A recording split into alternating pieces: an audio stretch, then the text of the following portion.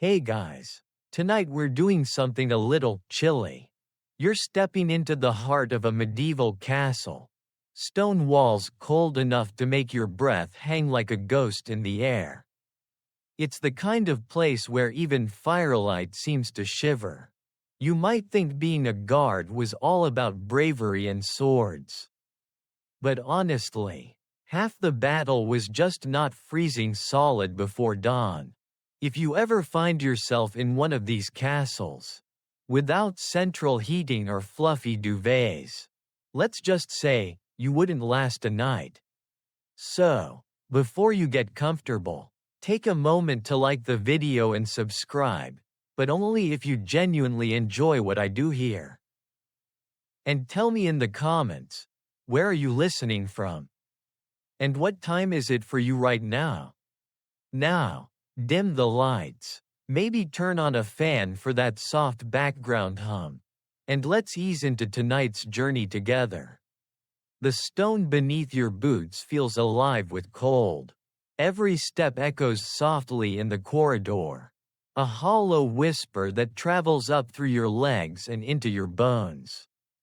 You can almost feel the history of the place vibrating in the air, centuries of damp breath and flickering torches. Outside, the wind lashes against arrow slits, and you realize, this is what the guards endured every single night. There's no insulation here. The walls are thick, yes, but that only means the cold takes longer to leave. You imagine the guards pacing back and forth, rubbing their hands together, maybe cursing under their breath. Their job wasn't to fight most of the time, it was to endure. A kind of quiet heroism. Really, though no one ever wrote songs about the Frozen Feet Brigade. You picture one now, a young man, wrapped in a scratchy wool cloak, his nose red, his breath clouding the air. He shifts his weight from one foot to the other. Not because he's tired, but because if he stands still too long, his toes might stop working altogether. Somewhere deep in the keep, a fire crackles faintly. He can smell the smoke but knows he won't feel its warmth until sunrise. The funny thing? Those castles were designed to keep heat out. All that stone and drafty space was perfect for defense but miserable for comfort. And when winter came, the wind turned every hallway into a natural wind tunnel. Some historians like to joke that medieval architecture was the original air conditioning. Still, the guards had to make it work. Sometimes they'd press their backs to the stones anyway, hoping the little warmth from the day still lingered. It didn't. The chill was merciless, sliding under armor plates, sneaking up sleeves, biting through boots. You can almost feel it. That sting in your fingertips that no amount of blowing helps. And yet, there's a strange kind of beauty here. The moonlight spilling through the narrow slits, catching on the frost that blooms like silver lace across the stones. The silence is complete, except for the occasional drip of melting ice or the creak of a wooden beam contracting in the cold. If you listen closely, you might even hear the heartbeat of the castle itself, slow, steady, eternal. A few guards huddle near a brazier, a small iron bowl of glowing coals. They share the warmth by turns, one stepping forward while another steps back to let the heat reach his frozen fingers.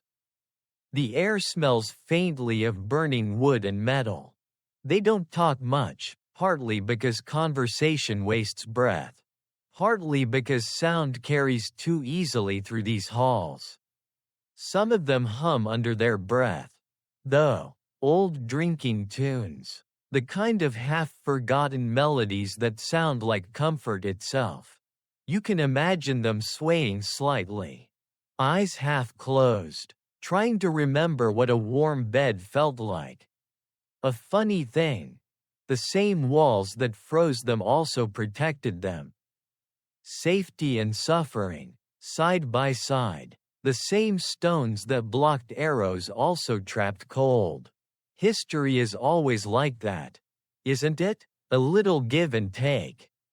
You pass a doorway, and a gust of wind sneaks through, carrying with it the scent of pine smoke from the courtyard below.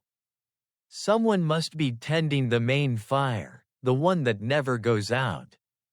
It's strange how you can feel grateful for a fire you'll never touch. Maybe that's part of being human, finding warmth in the idea of warmth.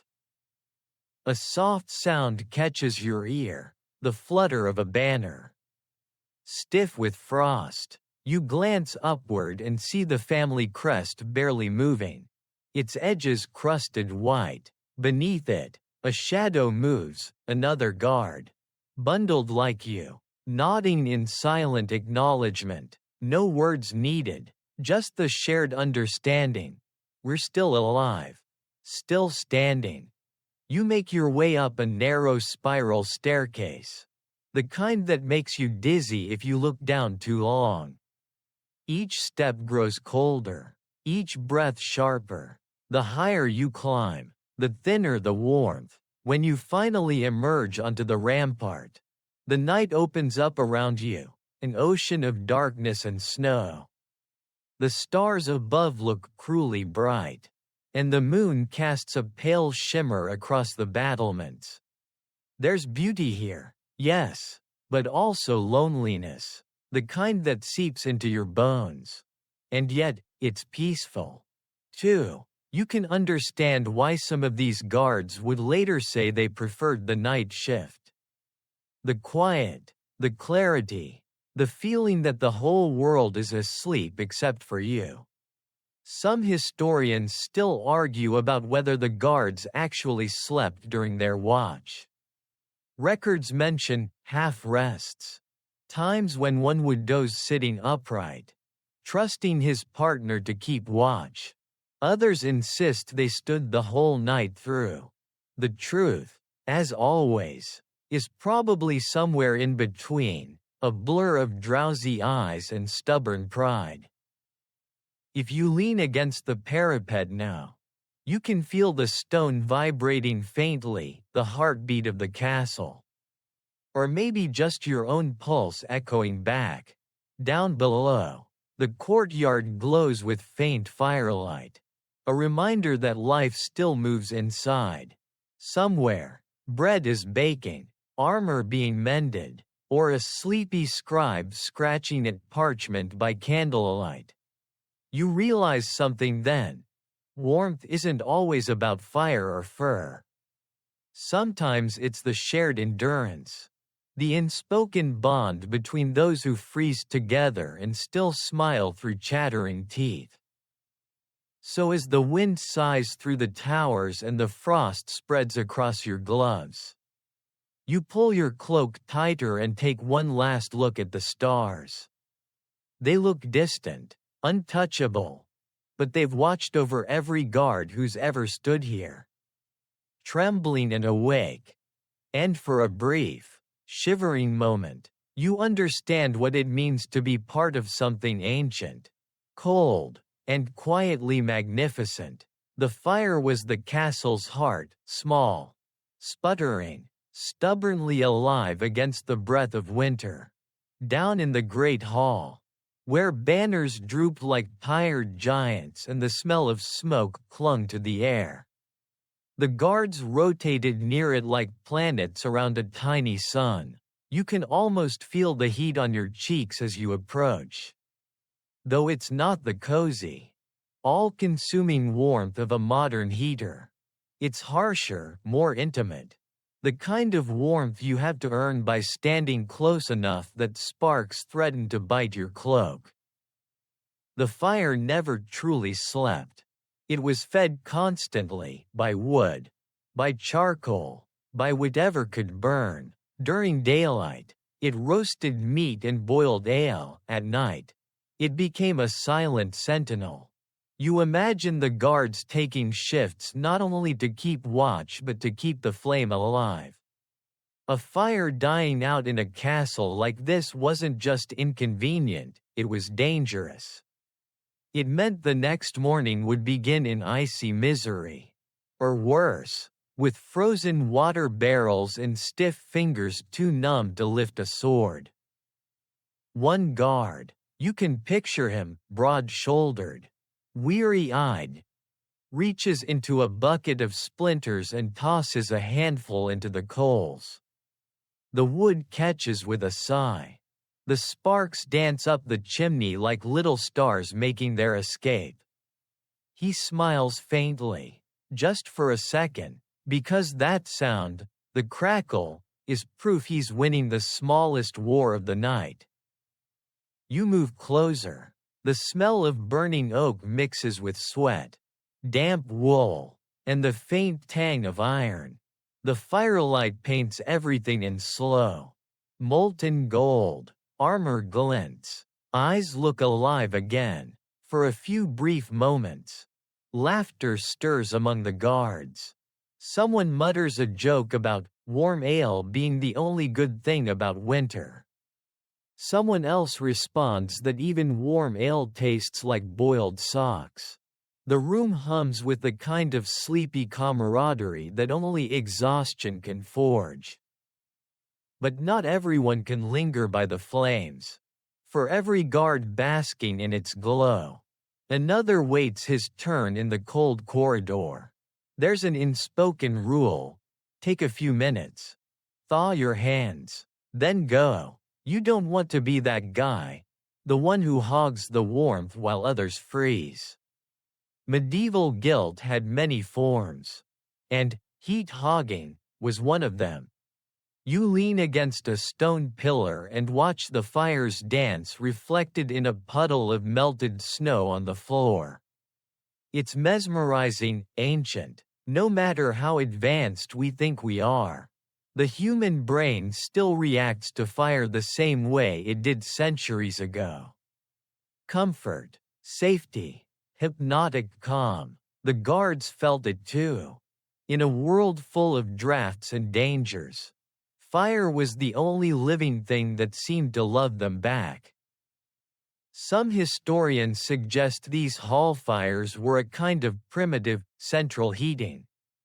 The heat rose, seeped into upper floors, and made sleeping quarters slightly less unbearable. Others argue that most of it escaped through the roof. Wasted, the castle heated the sky more than the people. One medieval chronicler supposedly joked.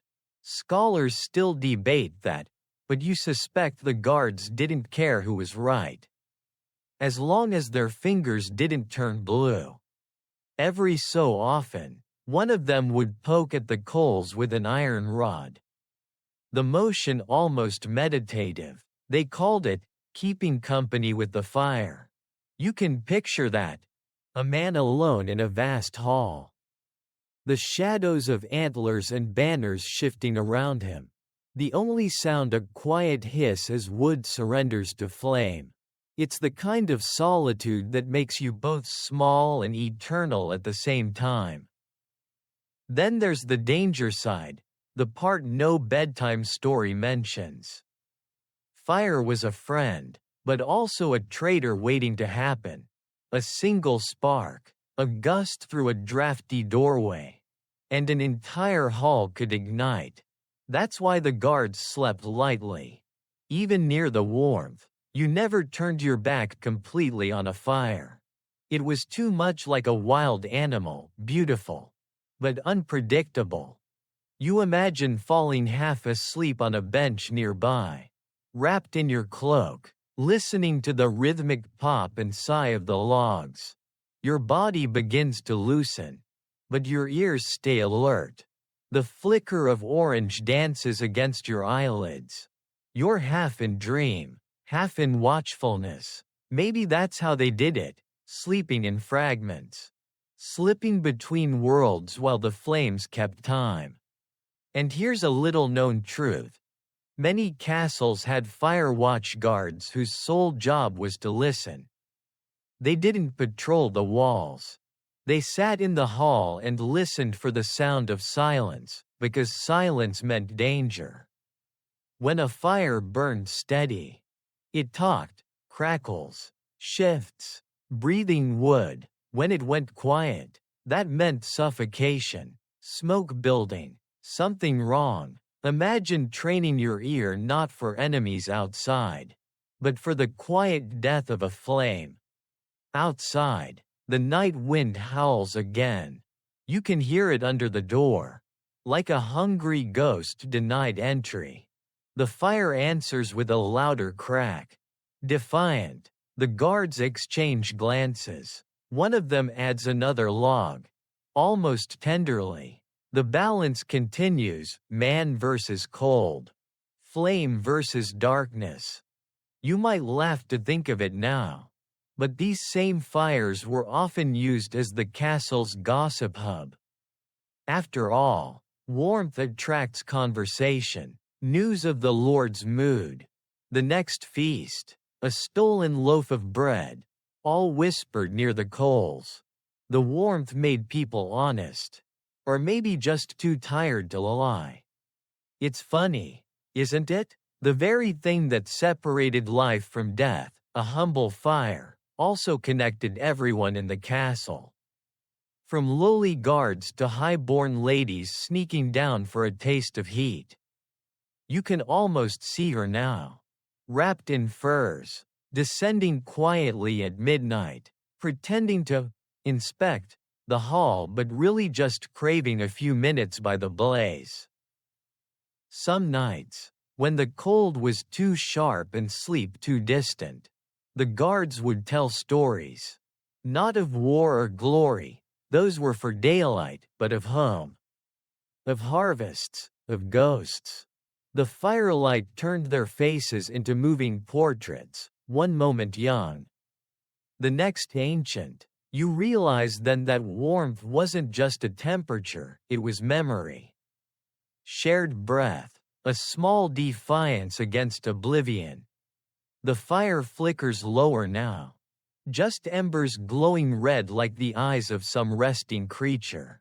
You imagine the guards rising, stamping their feet, stretching stiff legs. The next shift approaches, cloaks pulled tight, teeth clenched against the cold corridor ahead.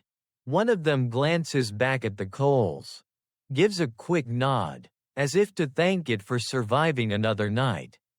And as you step away from that glow, the chill bites again, sudden, unkind. Your breath fogs in the dark. Yet, strangely, you feel warmer inside, because even as the castle sleeps, that small, stubborn fire keeps whispering its promise. We're still here. Still burning. Still alive. The warmth of the fire fades behind you as you step deeper into the sleeping quarters, or at least what passes for them.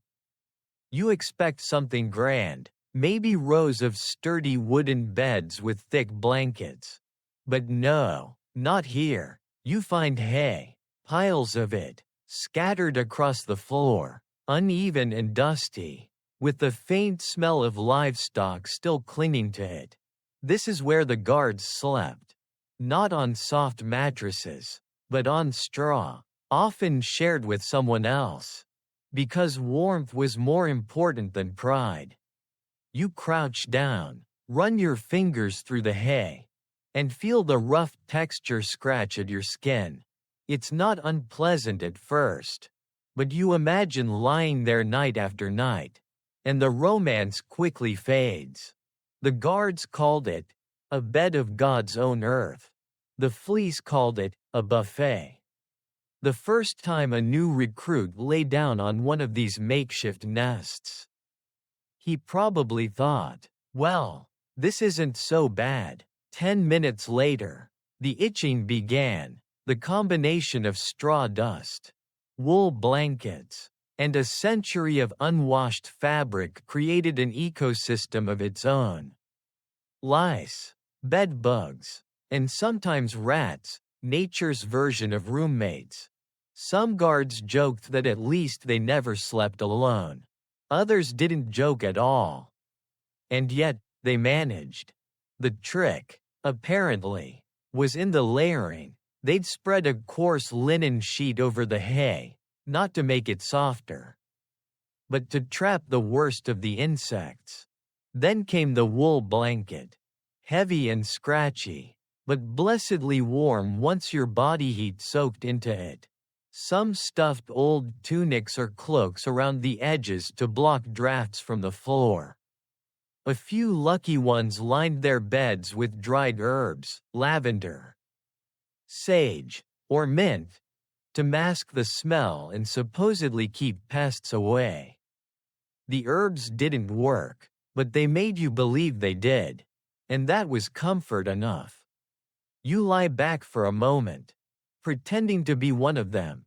The straw crunches beneath your shoulders, poking through the fabric like mischievous fingers. You pull the blanket tighter. Close your eyes. It's quiet now, except for the soft drip of melting ice outside and the occasional snore from a fellow guard. The air tastes of smoke and cold iron. You breathe in slowly and realize, despite everything, it's not unbearable. Maybe even peaceful, in its own rough way. Of course, not all hay beds were equal. Rank mattered, even in sleep. The higher-ranking guards or knights might have thicker straw or a thin mattress stuffed with feathers. A luxury you wouldn't think twice about today, but which, back then, was a sign of status. The lower ranks slept wherever there was space, near the door, beside a wall, even under tables. Warmth, not privacy, was the real currency here. There's a saying that circulated among soldiers of the time. A good guard keeps one eye on the door and one hand on his blanket. Not because of thieves, though that happened, but because if you fell asleep too deeply, someone might steal your blanket to double their own warmth. Survival wasn't personal, it was practical. The smell of the hay fills your nose again, earthy, sweet, tinged with sweat. It's the scent of bodies that have worked and endured. You picture the guards returning from the wall, their breath white in the air, their boots clumped with frozen mud. They collapse into the hay, armor half off, too tired to care about comfort. Within minutes, the room fills with the chorus of exhausted breathing. And still, they managed to find humor in it. One scribe recorded that the guards of a northern castle once competed to see who could go the longest without scratching. The winner earned an extra mug of ale. The loser had to clean the latrine pit. You can imagine the laughter that followed, desperate, half-mad laughter that comes only from people who know cold and discomfort too well. There's a certain intimacy to this kind of life. You share everything: heat, food, smells, jokes, even dreams. Privacy dissolves into the greater rhythm of survival. It's strangely human, that closeness. Like the way animals huddled together for warmth, instinctive, necessary. And speaking of animals, there's a not-so-secret secret, sometimes. The guards shared their sleeping space with them. Dogs, of course, but also goats or even chickens. The warmth of living bodies mattered more than dignity. One chronicler, writing about life in a Scottish keep, noted that the beasts were most welcome, for they lend their breath to the cold night. Translation: medieval men were not above spooning a goat to stay alive. It sounds ridiculous now, but you have to admire the practicality.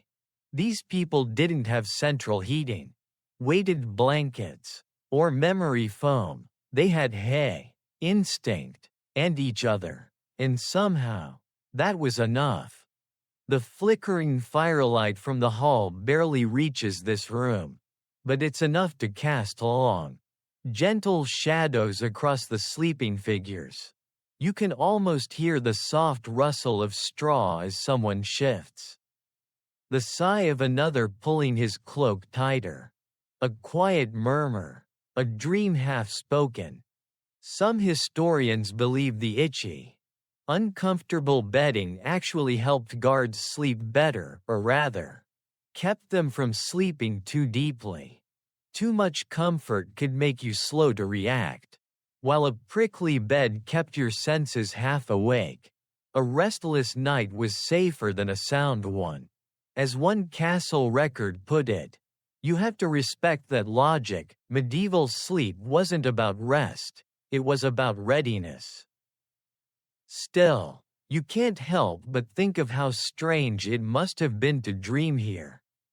Surrounded by stone and straw, wrapped in rough wool, breathing air so cold it burned your lungs. Did they dream of summer? Of fields without walls? Of a bed that didn't itch? Or maybe, after enough nights, the hay became home, a familiar discomfort that made them feel safe. You shift again in your imaginary straw bed and feel the scratch at your neck. Somewhere nearby, a guard mutters in his sleep. Outside, the wind sighs through the cracks in the door. And for a fleeting moment, you understand something profound. Comfort is relative. Warmth, even a little, is a miracle. And when your whole world is built of stone and frost, sometimes an itchy bed of hay is enough to make you feel alive. So, you pull the blanket tighter. Let the scratch fade into the rhythm of your breath. And drift, just like they did, into the soft, uncomfortable embrace of sleep. Sleep never came easily to a guard, not because of nightmares or noise, but because it simply wasn't allowed to last long enough. The castle ran on rhythm, on rotations, on a pattern of waking and resting that no one truly mastered. You'd barely close your eyes before a boot nudged your ribs. A whisper told you it was your turn, and the world of cold and duty came flooding back. The night watch rotation wasn't just a schedule, it was survival. Too few men on the walls meant danger. Too many asleep meant disaster. So the shifts were short, grueling, and carefully measured against the length of a candle or the shadow on a wall. No clocks here, just the slow burn of wax and the memory of time. You can almost see it, a sergeant pacing between beds of hay. Lantern in hand, the light swaying like a pendulum. He leans down and murmurs, "Up now, your turn." There's no argument. You roll over, groggy, your body protesting, but duty doesn't wait. Your blanket is ripped away, and the sudden cold slaps you awake better than coffee ever could. The first step onto the stone floor is always the hardest. It's not just cold, it's alive with it. You pull on your boots, still damp from the night before, and curse quietly under your breath. Then comes the cloak, the belt, the sword, not because you expect to use it, but because the ritual of preparation helps you remember who you are.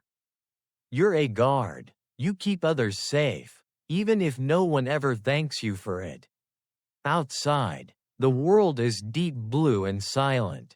The torches along the battlements flicker weakly. Fighting the wind, the man you're relieving stands there hunched. Eyes dull, breath rising like smoke. He doesn't greet you, doesn't need to. You both know what this is. You nod once, that's enough. He steps away from the wall, moving stiffly, his joints creaking like the wood of the gate he guards. He'll sleep for a few hours now, maybe less, before it's his turn again. 2 hours on, 4 hours off, That's the rhythm most castles followed, though off didn't always mean sleep. Sometimes it meant hauling firewood, checking supplies, or cleaning weapons. One chronicler wrote, "The guard's rest is a dream too brief to finish." And you feel that truth now. Standing in the icy air, staring into a night that never seems to end. You begin your patrol. The walkway curves along the wall, slick with frost. Below, the courtyard sleeps in silver silence. You listen, not for enemies, but for anything that breaks the pattern. A horse snorting, a door creaking, the flutter of a banner that shouldn't move. The castle feels like a living thing, breathing softly beneath you. To stay awake, you count your steps, or you hum. Some guards even chewed on bits of leather to keep their jaws moving. Others sang quietly to themselves, prayers disguised as lullabies. One line, repeated in an old song, still lingers from those days. Wake the fire in your bones. For the cold has no mercy. It's half warning, half comfort.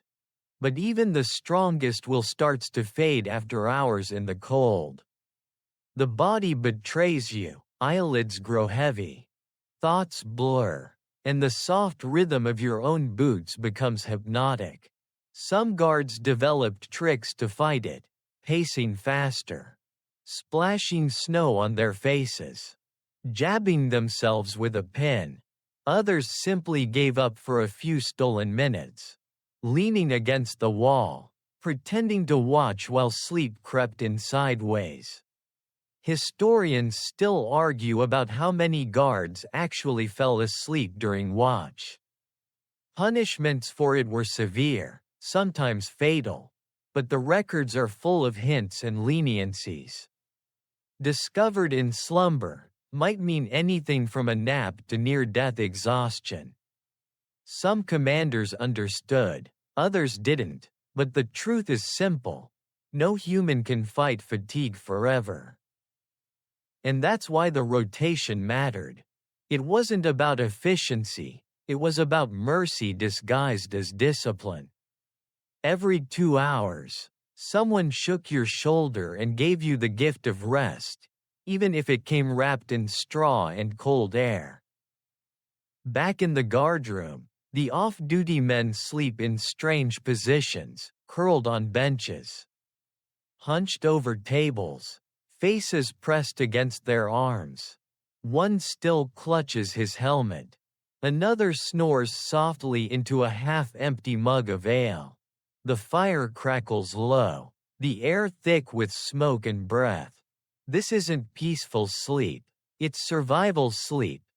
The kind where the body shuts down before the mind has a chance to dream. You sit down beside them, your shift done, and peel off your gloves. Your fingers are stiff, almost white. You blow on them and watch color creep back slowly. The world feels distant now, as though wrapped in wool. Your body hums with fatigue, but your mind refuses to let go just yet. You think about the next man walking your route, the sound of his boots where yours just were, and feel a strange kinship. You'll never meet properly, never share a word, but you're part of the same quiet chain that keeps the darkness at bay. A few of the men wake as you lie down. Someone mumbles, "Your turn's done?" You nod, eyes already closing. He grunts something that might be, "Good work," or might just be a snore. Either way, it's comfort. You pull your blanket tight, curl into the straw, and let the warmth of shared breath fill the room. Outside, the next guard takes your place. The cycle continues. One wakes, one sleeps, one watches, one dreams. The castle lives through the rhythm of men who refuse to let it fall silent. It's strange, in your half-sleep, you realize the rotation itself is a kind of lullaby.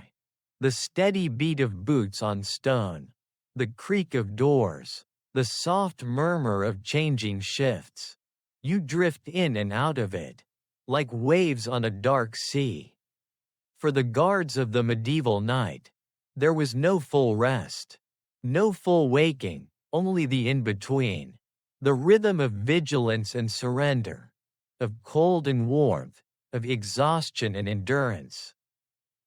And as the wind hums outside and the fire sighs low, you understand why so few ever truly left the life behind. It wasn't just duty, it was belonging to the castle, to the rhythm, to each other. You close your eyes now, hearing the faint echo of footsteps above, and know that even as you sleep, someone else is awake, keeping watch in your stead. If there was one thing every guard in a medieval castle learned early, it was this: survival began with layers. Forget swords and shields. Warmth was the real armor. You could tell how experienced a man was just by the way he dressed for the cold. The new ones tried to look tough, wearing their chainmail over bare tunics. The veterans? They looked like bundles of moving laundry, cloaks, wraps, furs, and rags piled high until you couldn't tell where the man ended and the fabric began. You stand there now, shivering in the courtyard, watching the shift change. The dawn hasn't come yet, and the air still tastes like iron and smoke. One guard trudges past, wrapped in what looks like half the animal population of the nearby forest.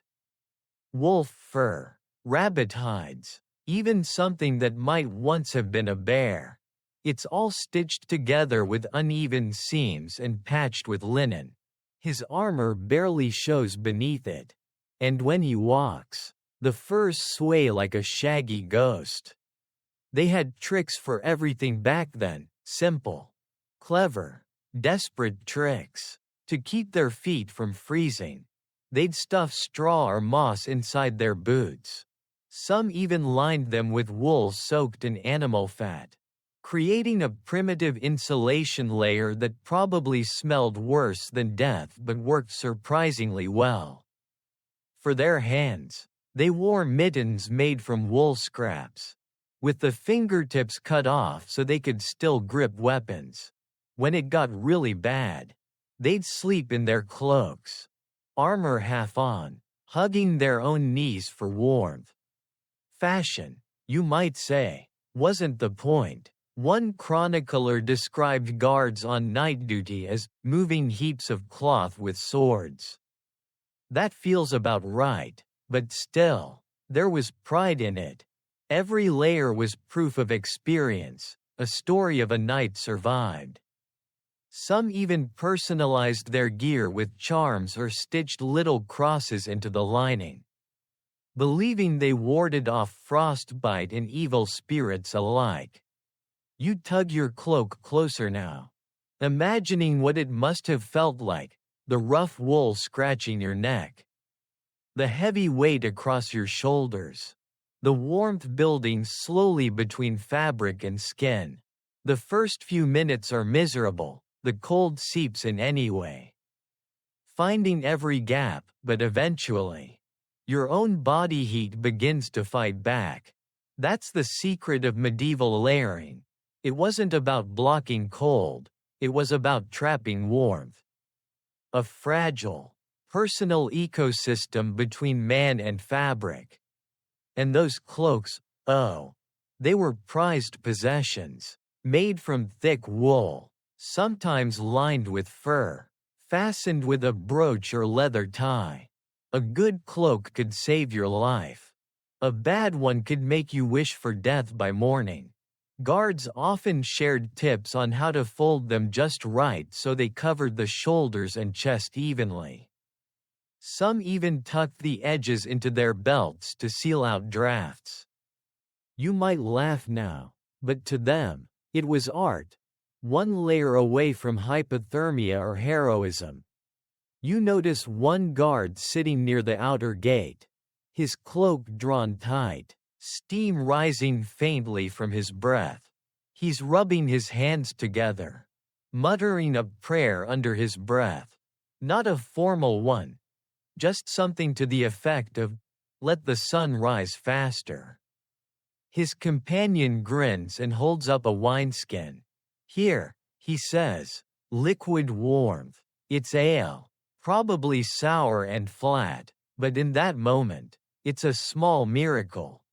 They drink, pass the skin back and forth, and talk about absurd things: summer, beaches, the idea of sleeping without layers. One of them claims he heard of a faraway land where people swim in warm water all year round. The others laugh, shake their heads. "Impossible," one says. "They'd melt." There's a strange kind of humor born from cold, dry, bitter, and oddly cheerful. Maybe it's what keeps them sane. Because the truth is, once the cold gets deep enough, laughter is all you've got left. Some historians still debate whether guards were issued fur by their lords or had to acquire it themselves. Records show both. In poorer castles, men wore whatever they could scavenge: patched hides, old blankets, even tattered curtains stolen from storerooms. In wealthier fortresses, fur-lined uniforms were provided, especially for winter patrols. But even then, it was never enough. The cold found everyone, from the lowliest sentry to the highest knight.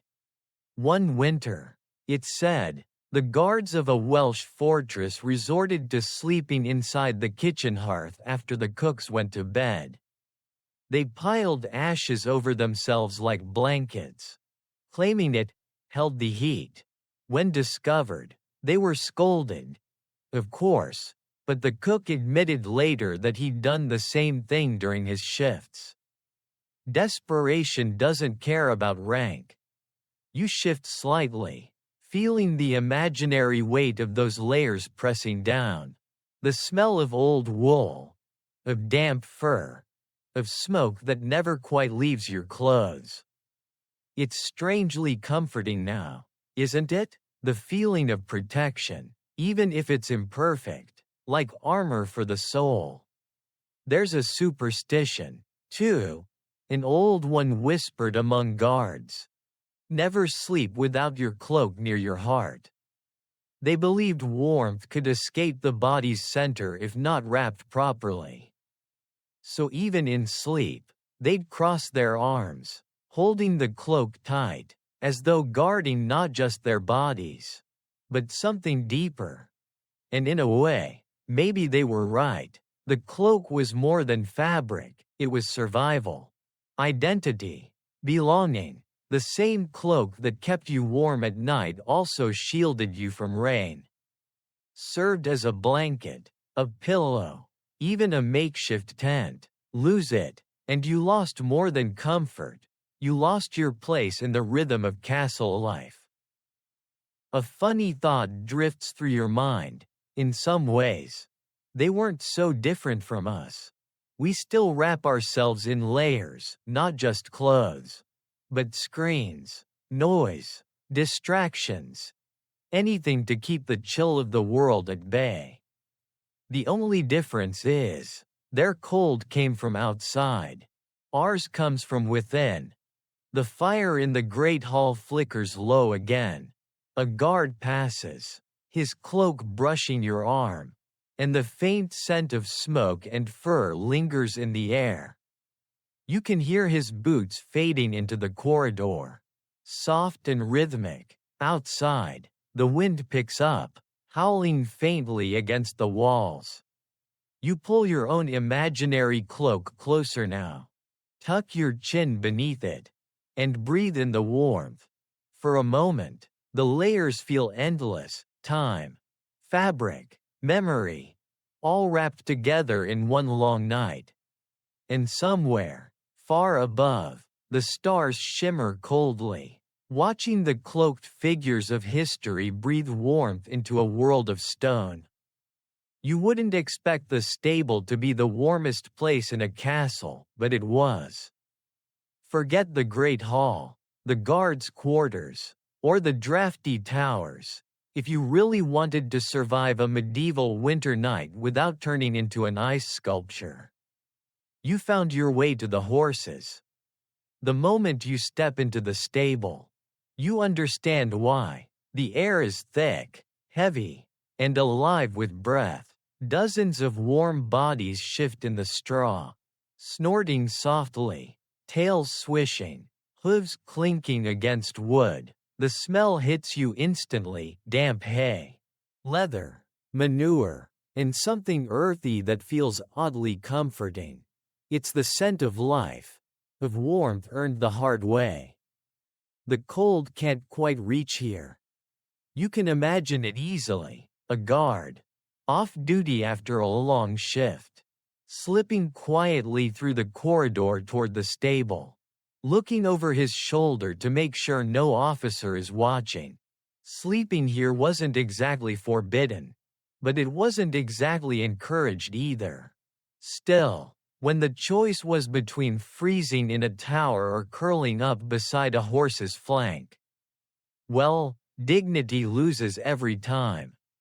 The horses didn't seem to mind. In fact, they were calmer in winter when the guards kept them company. Their bodies radiated heat, their breath forming warm clouds that hung in the air like fog. Some guards even claimed that sleeping beside them cured chills faster than any herbal remedy. Others joked that it just made you smell like a knight. You find a spot near the corner, where a large mare named Brina is dozing. Her coat gleams in the flickering torchlight. She shifts her weight, the sound soft and steady. You sit down carefully on the straw, feeling it crunch under you, and lean back against the stable wall. For the first time tonight, you're not shivering. It's quiet here, except for the rhythmic sounds of animal life, chewing, breathing, the occasional huff. It's strange, but peaceful. The horses are the only creatures in the castle that don't care about titles, duty, or who gets first watch. To them, every man smells the same: cold, tired, and in need of warmth. Some guards used to talk to them during the night. You can imagine that, can't you? Whispering into a horse's ear as though it were an old friend. Telling stories, secrets, fears. The horses listened without judgment, eyes half closed, swaying gently. One chronicler even wrote that the guards confessed more to their steeds than to their priests. And maybe that's true. It's easier to open up to someone who never interrupts. Of course, there were risks: a sudden kick, a startled neigh, or worse, the stable master catching you asleep beside the hay bales. But most of the time, no one cared. Everyone knew the truth. The stable was the castle's beating heart. Without these animals, the gates wouldn't lift, the messengers wouldn't ride, the lords wouldn't march. Even kings depended on horses. And on the coldest nights, the guards did too. You run your hand through the straw beside you. It's warm, damp from breath and body heat. Your fingers brush something coarse, a bit of mane, maybe, or a stray rope. Above you, a pigeon coos softly from the rafters. The world feels small and safe. The stone walls of the castle distant and irrelevant. One guard once wrote in his diary, rare, since few could write, about the comfort of stable nights. He described lying beside a horse and waking to find frost on his eyelashes but warmth still in his chest. It was like sleeping beside a breathing furnace. He wrote, God made horses to carry men and to keep them from freezing. There's humor in that line, but truth too. The medieval world didn't have much separation between man and beast. They shared everything: labor, space, warmth, even trust. You can almost see the guard's smile as he drifts to sleep beside the steady sound of a horse's breathing, his hand resting lightly on its side. Outside, the wind moans across the battlements. But it doesn't reach you here. The walls of the stable are thick, and the smell of hay muffles sound. Someone nearby mutters in his sleep, another coughs softly. Then silence again, broken only by the steady rhythm of life around you. It's hard not to find poetry in it, the thought of warriors, proud and armed, finding their deepest rest beside animals. The same men who faced siege and sword were soothed by a nicker, by the brush of a muzzle against their shoulder. You wonder if that's why horses feature so often in medieval art, not just as symbols of strength, but of warmth, loyalty, companionship. And let's be honest, it wasn't glamorous. You'd wake up stiff, sore, and smelling like a barn. Straw stuck in your hair. Maybe a hoofprint too close for comfort. But you'd also wake up alive, which in winter counted as a victory. Some historians still debate whether sleeping in the stable was officially tolerated or just quietly ignored. The records are vague, as if the scribes didn't want to admit that the guards, those proud sentinels of stone, owed their survival to a pile of hay and a few kind-eyed creatures. You shift your weight again, pulling your cloak tighter. Brina exhales softly, the warm air brushing your face. You close your eyes, and for a moment, it feels timeless, the kind of comfort that doesn't need explaining. Outside, the moonlight slips through the cracks in the wooden wall, painting thin silver lines across the straw.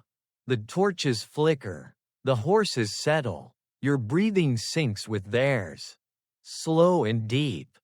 You think of all the guards who must have done this before you, centuries of weary men, finding the same corner, the same peace. Maybe you're sharing their warmth now, through memory alone.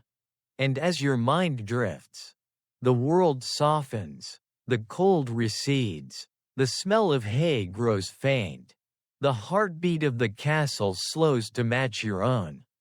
Here, beside the horses, in the quiet belly of a frozen fortress, you finally understand.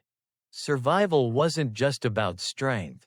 It was about humility, about knowing when to stop pretending to be invincible and simply lie down in the straw. Close your eyes, and let another creature's warmth carry you through the night. The night wears on, slow and silver, the kind that seeps into your bones. You can almost hear the castle's heartbeat, the crackle of a torch here, the low rumble of wind outside, the quiet shift of a guard's boots on stone. Hunger begins to whisper, not the wild, desperate kind, but that soft ache that comes after hours of standing still in the cold. That's when you remember the one saving grace of night duty: food.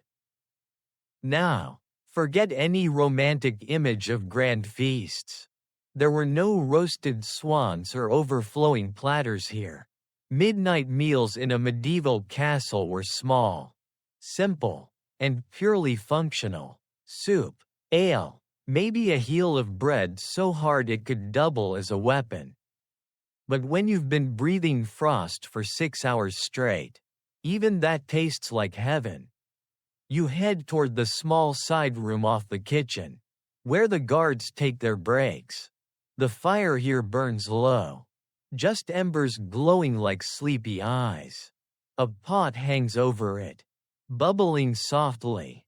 The smell is, well, complicated. A little meat, a lot of onion, and something earthy, maybe turnips, maybe yesterday's leftovers. The cook calls it pottage. You'd call it whatever was available. Still, when you dip the ladle and pour some into a wooden bowl, it feels like warmth itself. The first sip burns your tongue slightly. But you don't care. It's thick, hearty, and, miracle of miracles, hot. The steam rises to your face. And for a brief, blessed moment, the world stops being cruel.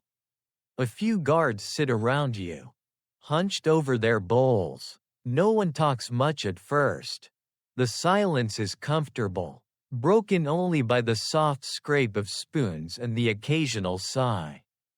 Then someone mutters, "Could use more salt." Another answers, "Could use more everything." Laughter follows, low and tired but genuine. You glance over at a jug of ale sitting on the table. It's dark, cloudy, and lukewarm, but you pour yourself some anyway. The taste is yeasty, rough, and slightly sour, medieval energy drink, if you will, but it does the job. It warms the stomach and dulls the edges of fatigue. You take another sip, then another. Around you, shoulders loosen, conversation grows easier. "Remember last winter?" one guard says.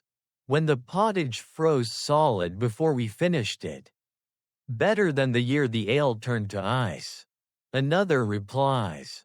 A third chimes in, "At least the lice didn't freeze. They're loyal, those little devils." Laughter again, tired but sincere. Humor, it seems, is the last defense against cold and hunger. You look into your bowl and realize you've finished without noticing.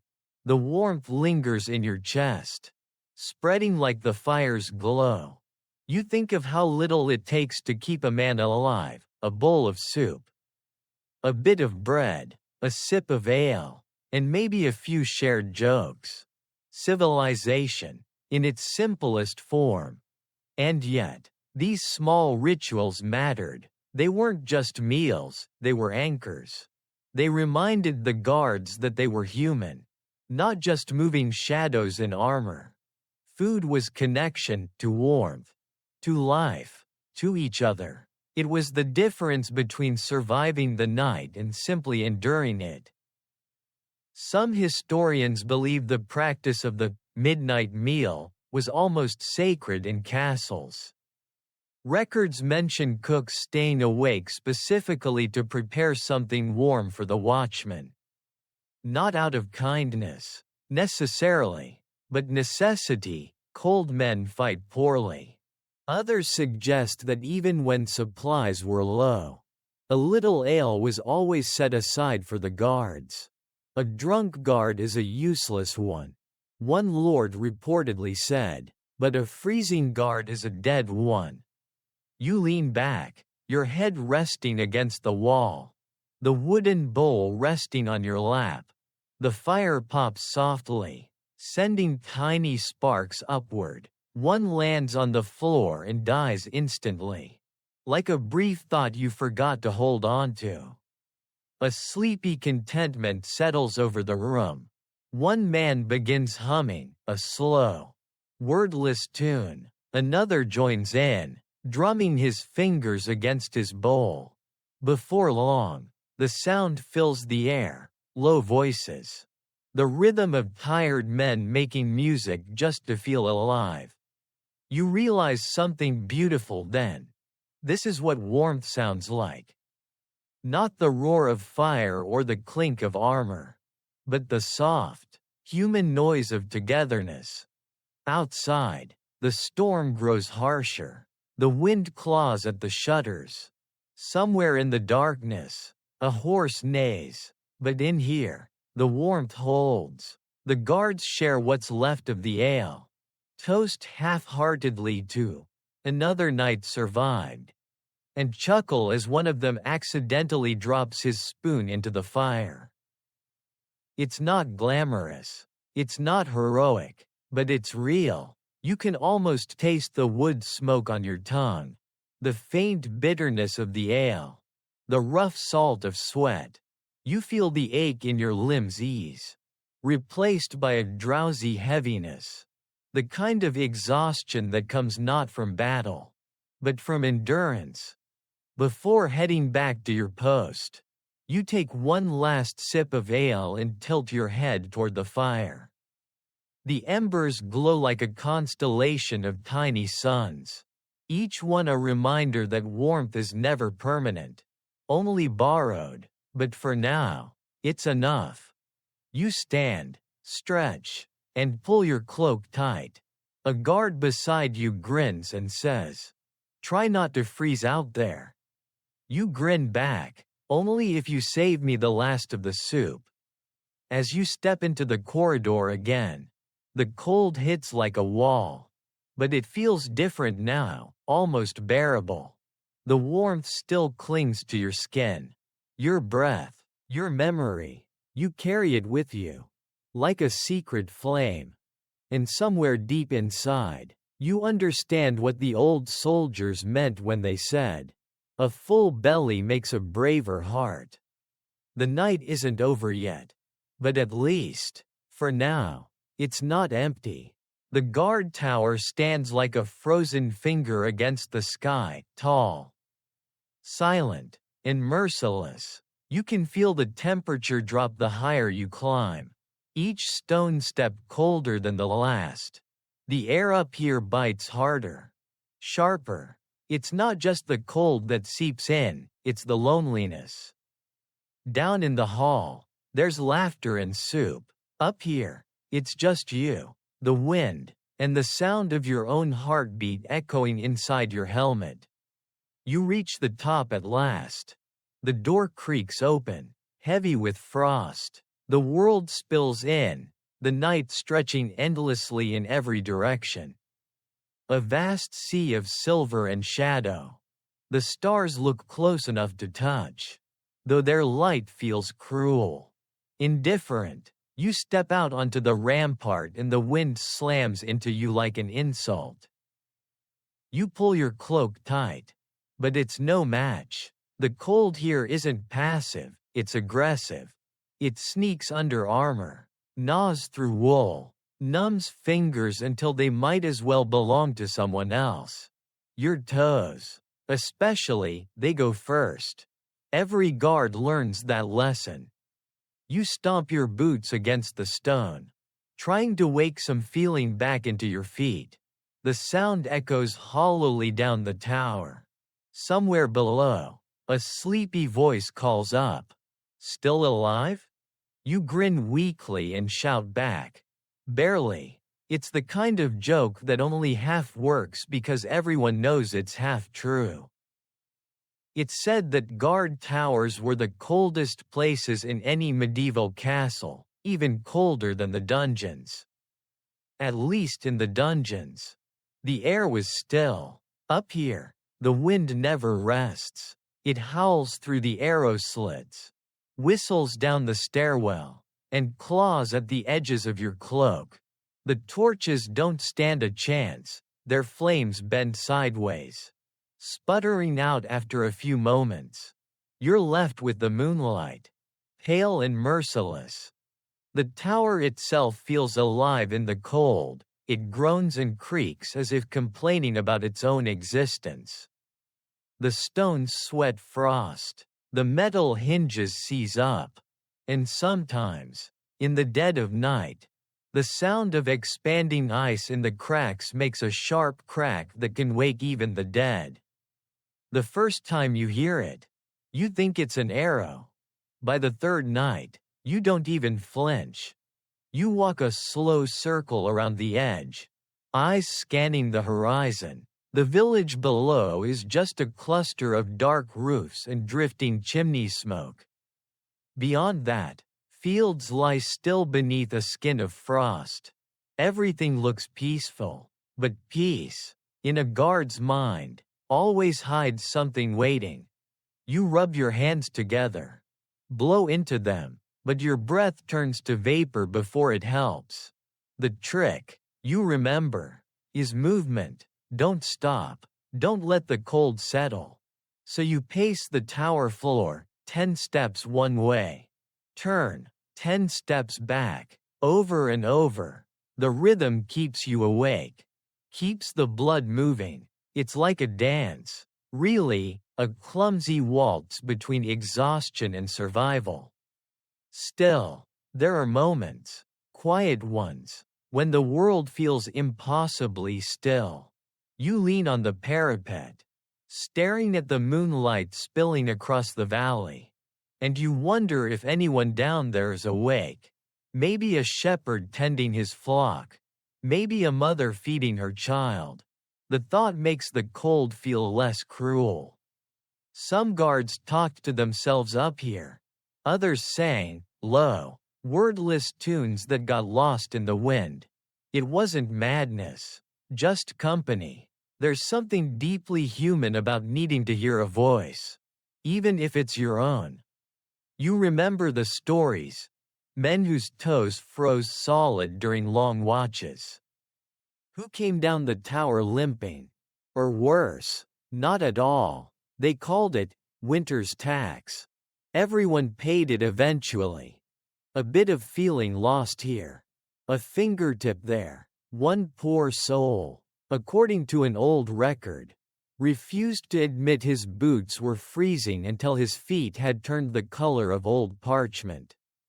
They had to cut them open. He survived, somehow, but they called him half-foot forever after. You look down at your own boots, grateful for the numbness that at least means you can't feel the pain. You wiggle your toes, or think you do, and try to laugh. Still there, you murmur. The words vanish instantly into the wind. In the corner of the tower sits a brazier, long since gone cold. You try to imagine it burning once.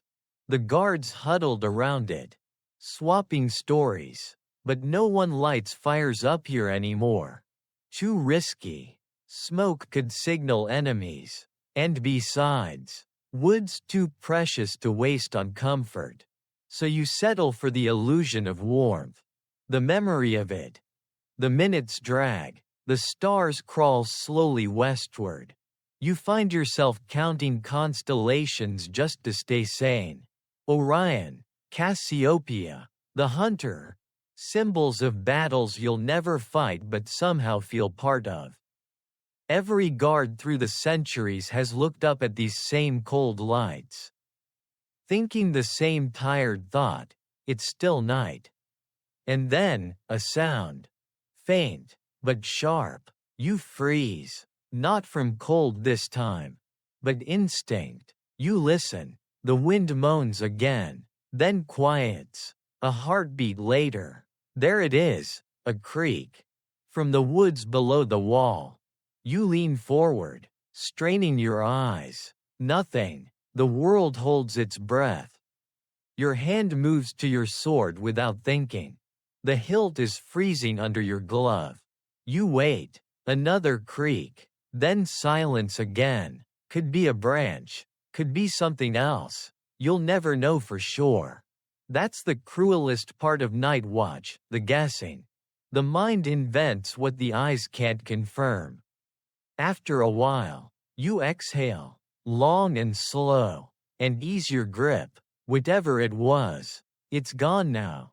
The world resumes its quiet rhythm. The wind picks up again, steady and soft. You glance down at your fingers. They're stiff, pale, trembling slightly. You slap your hands together, trying to summon warmth. Come on, you whisper, half to them, half to yourself. Just a little longer. There's a strange poetry in that plea. Because that's all a night watch really is, a little longer. Stay awake a little longer. Stay alive a little longer. Wait for dawn a little longer.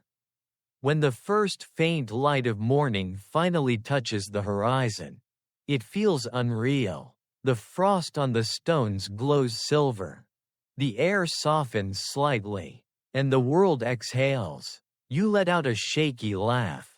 Heart relief. Heart disbelief. You've made it through another night. Your toes still ache. Your fingers burn as feeling returns. But you're smiling. The cold didn't win. Not tonight. You take one last look over the landscape, empty, quiet, beautiful in its cruelty, and whisper, "See you tomorrow, you frozen monster." Then you descend the stairs. Boots echoing, heart lighter. Down below, there'll be soup, fire, maybe even laughter. And as you leave the tower behind, you realize every sunrise in a castle like this isn't just morning. It's victory. Morning comes quietly in a medieval castle, like a secret that the walls already know. It doesn't burst in with sunshine, it seeps through cracks, filters through arrow slits, and slides across stone floors like pale breath. You'd think dawn would bring warmth. But it doesn't. Not here. Here, the light only reveals how deep the cold has gone. You're standing in the armory now. And everything around you glitters, not from polish, but from frost. Every helmet, every breastplate, every gauntlet is sheathed in a thin, glittering skin of ice. It's beautiful, in that cruel way nature can be, like diamonds that burn to the touch. You reach out and brush your gloved fingers against a pauldron. The frost cracks, releasing a faint, brittle sound, like breaking glass. The first guards shuffle in, still half asleep, wrapped in cloaks and muttering curses to no one in particular. They move carefully, like old men. Sleep never lasts long enough here. And when it does, it leaves your limbs stiff and your bones aching from the cold. One of them yawns so wide it looks painful. Another sneezes into his sleeve, earning a grumble from his companion. Save that for the enemy. It's time to get ready. The morning watch waits for no one. You sit on a bench, your armor laid out before you like a frozen puzzle. The breastplate gleams faintly in the dim light, frost creeping across its surface in delicate veins. You blow on it, and the vapor swirls but does little good. So you do what every guard does. You breathe into your cupped hands and press them to the metal, willing it to soften. The warmth of your palms leaves ghostly prints that fade almost instantly. Someone jokes, "Who needs enemies when your armor's trying to kill you?" Another laughs hoarsely, "It's just preparing us for the afterlife." The room fills with quiet chuckles, the kind of humor that's less about laughter and more about survival. Armor in winter is a paradox. It's protection, but also punishment. The cold finds its way into every seam, every buckle, every rivet. Metal doesn't forgive, it hoards the chill and shares it freely. By the time you strap it on, your body feels heavier, not just from the weight of steel, but from the way it seems to draw the heat out of your skin. You start with the chainmail, cold and slick like a serpent. It clinks softly as you lift it, each link a tiny circle of misery. You throw it over your shoulders, and the shock steals your breath. It's colder than water, colder than the air itself. For a second, you almost tear it off again. But you don't. You grit your teeth and let the pain fade into numbness. That's the secret. Cold hurts only until it stops feeling like anything at all. Next comes the breastplate, then the greaves, the vambraces, the helmet. Piece by piece, you disappear beneath metal until there's barely any part of you left uncovered. The process takes time, patience, and fingers that can still move. You curse softly as a strap refuses to buckle. Your gloves are too thick, your hands too stiff. You take them off and instantly regret it. The cold bites your skin like a living thing. But eventually, it's done. Around you, the other guards finish dressing. The sound of metal fills the room, a slow, rhythmic music of clasps and plates and sighs. You notice how some of them skip certain pieces, too cold, too heavy, too dangerous to wear before sunrise. One man just wraps a cloak over his chainmail and mutters, "If they want the tower, they can have it." The fire in the corner is weak, barely alive. Someone tosses in a handful of straw, and the flames rise briefly, casting a golden shimmer across the armor-lined walls. For a heartbeat, the frost glows orange before melting into tiny rivulets that drip down and hiss as they hit the floor. You step closer, holding your gauntlets to the flame. The heat doesn't last long enough to matter, but it feels good just to pretend. The others join you, a small circle of steel-clad figures bathed in faint light. It's almost ritualistic. This brief communion before the day begins, a moment of warmth stolen from the relentless cold. A historian once described this daily ordeal as a slow war between man and his own armor. You think that's accurate? The enemy isn't outside the walls, it's the frost creeping through your gear, turning your own protection into a trap. Still, there's something undeniably noble about it. The gleam of the armor, the breath rising in unison, the quiet resolve etched into every face. You realize these men aren't just enduring the cold, they're defying it. Every strap tightened, every buckle fastened is an act of rebellion against the season itself. You remember an old saying passed down among the guards: if you can move in frozen armor, you can survive anything. It wasn't just about skill, it was about will. You look around the room. A few of the younger guards are stamping their feet, trying to coax feeling back into their toes. One older man, face weathered and pale, rubs his hands together and hums under his breath, a tuneless melody. But steady, he notices you watching and grins. "Best way to thaw the blood," he says. "Keep it moving." You nod, smiling faintly. Movement. That's the trick. The cold can't catch you if you never stop.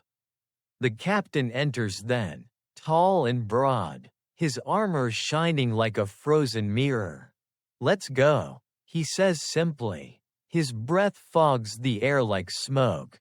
The others rise instantly. The day begins. You follow them out into the courtyard, where the first light of dawn paints everything in pale gold. The frost glitters on the battlements, on the flags, even on the eyelashes of the men beside you.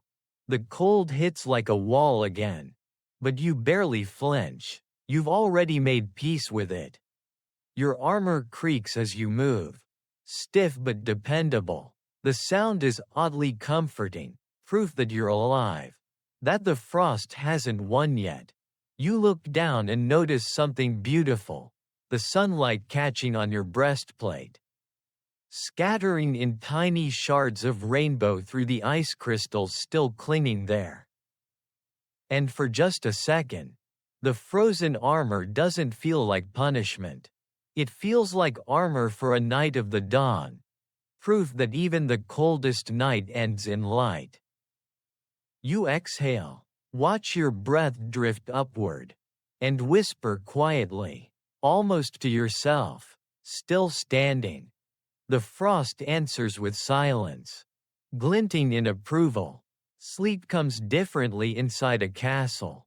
It isn't soft or generous, it's snatched, stolen, guarded like treasure. When you finally drift off, usually long after your body begs for it, it isn't peace you find, but strange, flickering fragments of dreams, the kind that seem older than you are, born from the stone itself.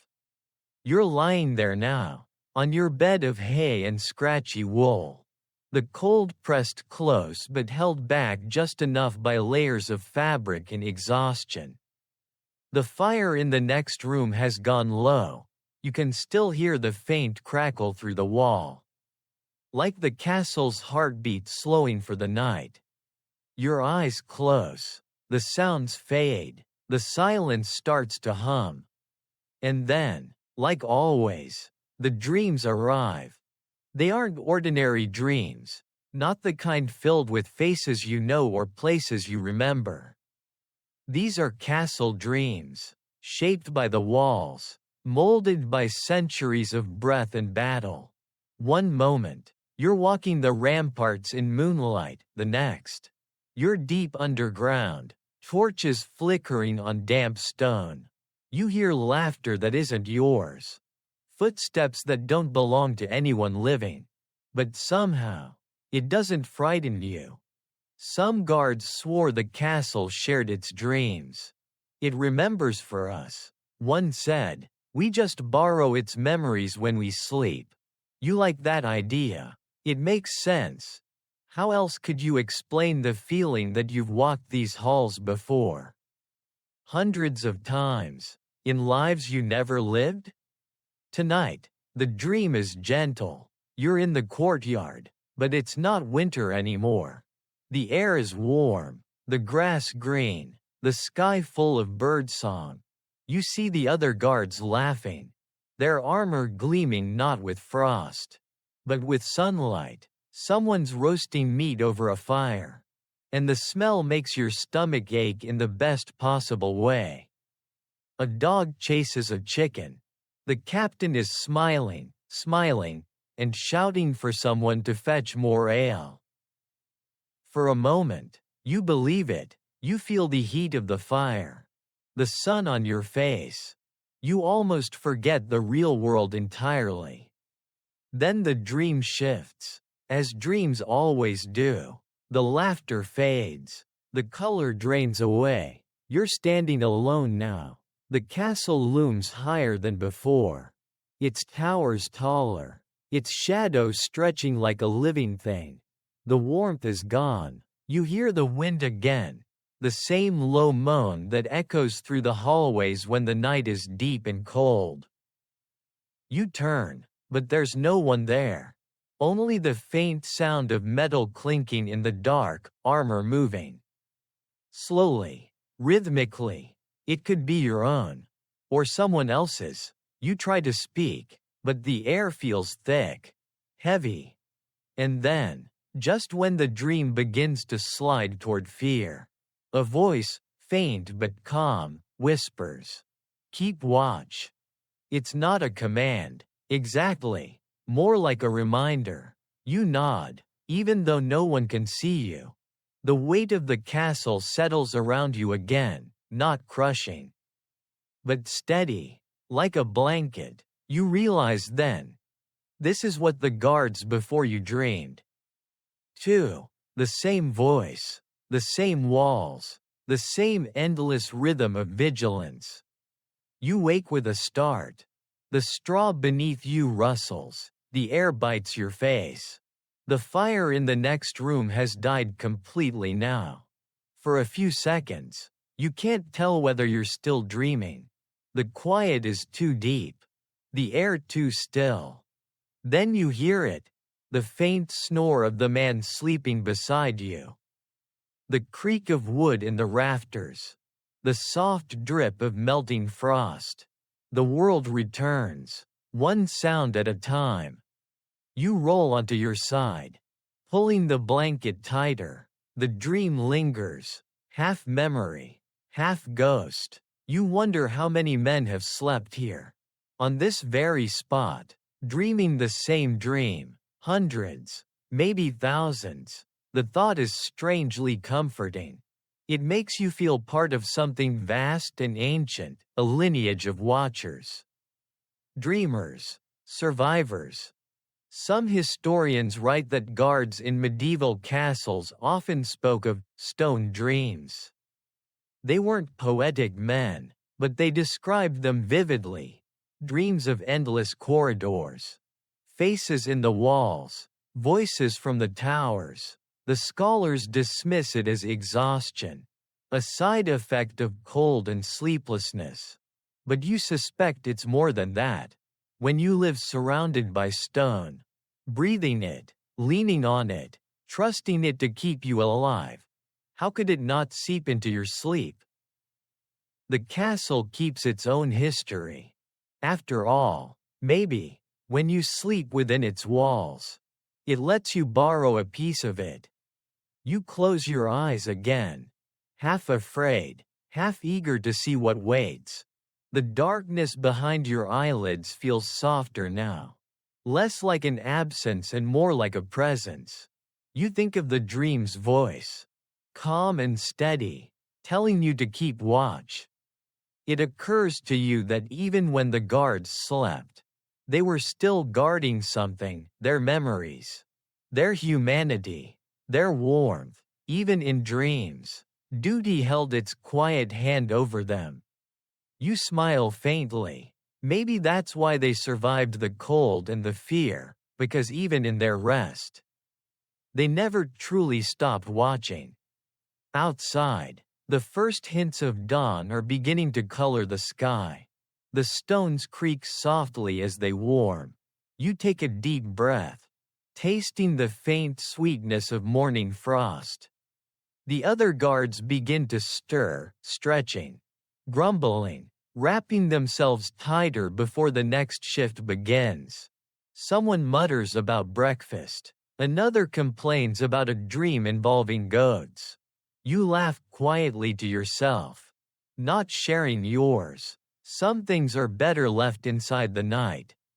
You sit up, rubbing your hands together, and glance toward the wall where the frost glitters faintly in the dim light.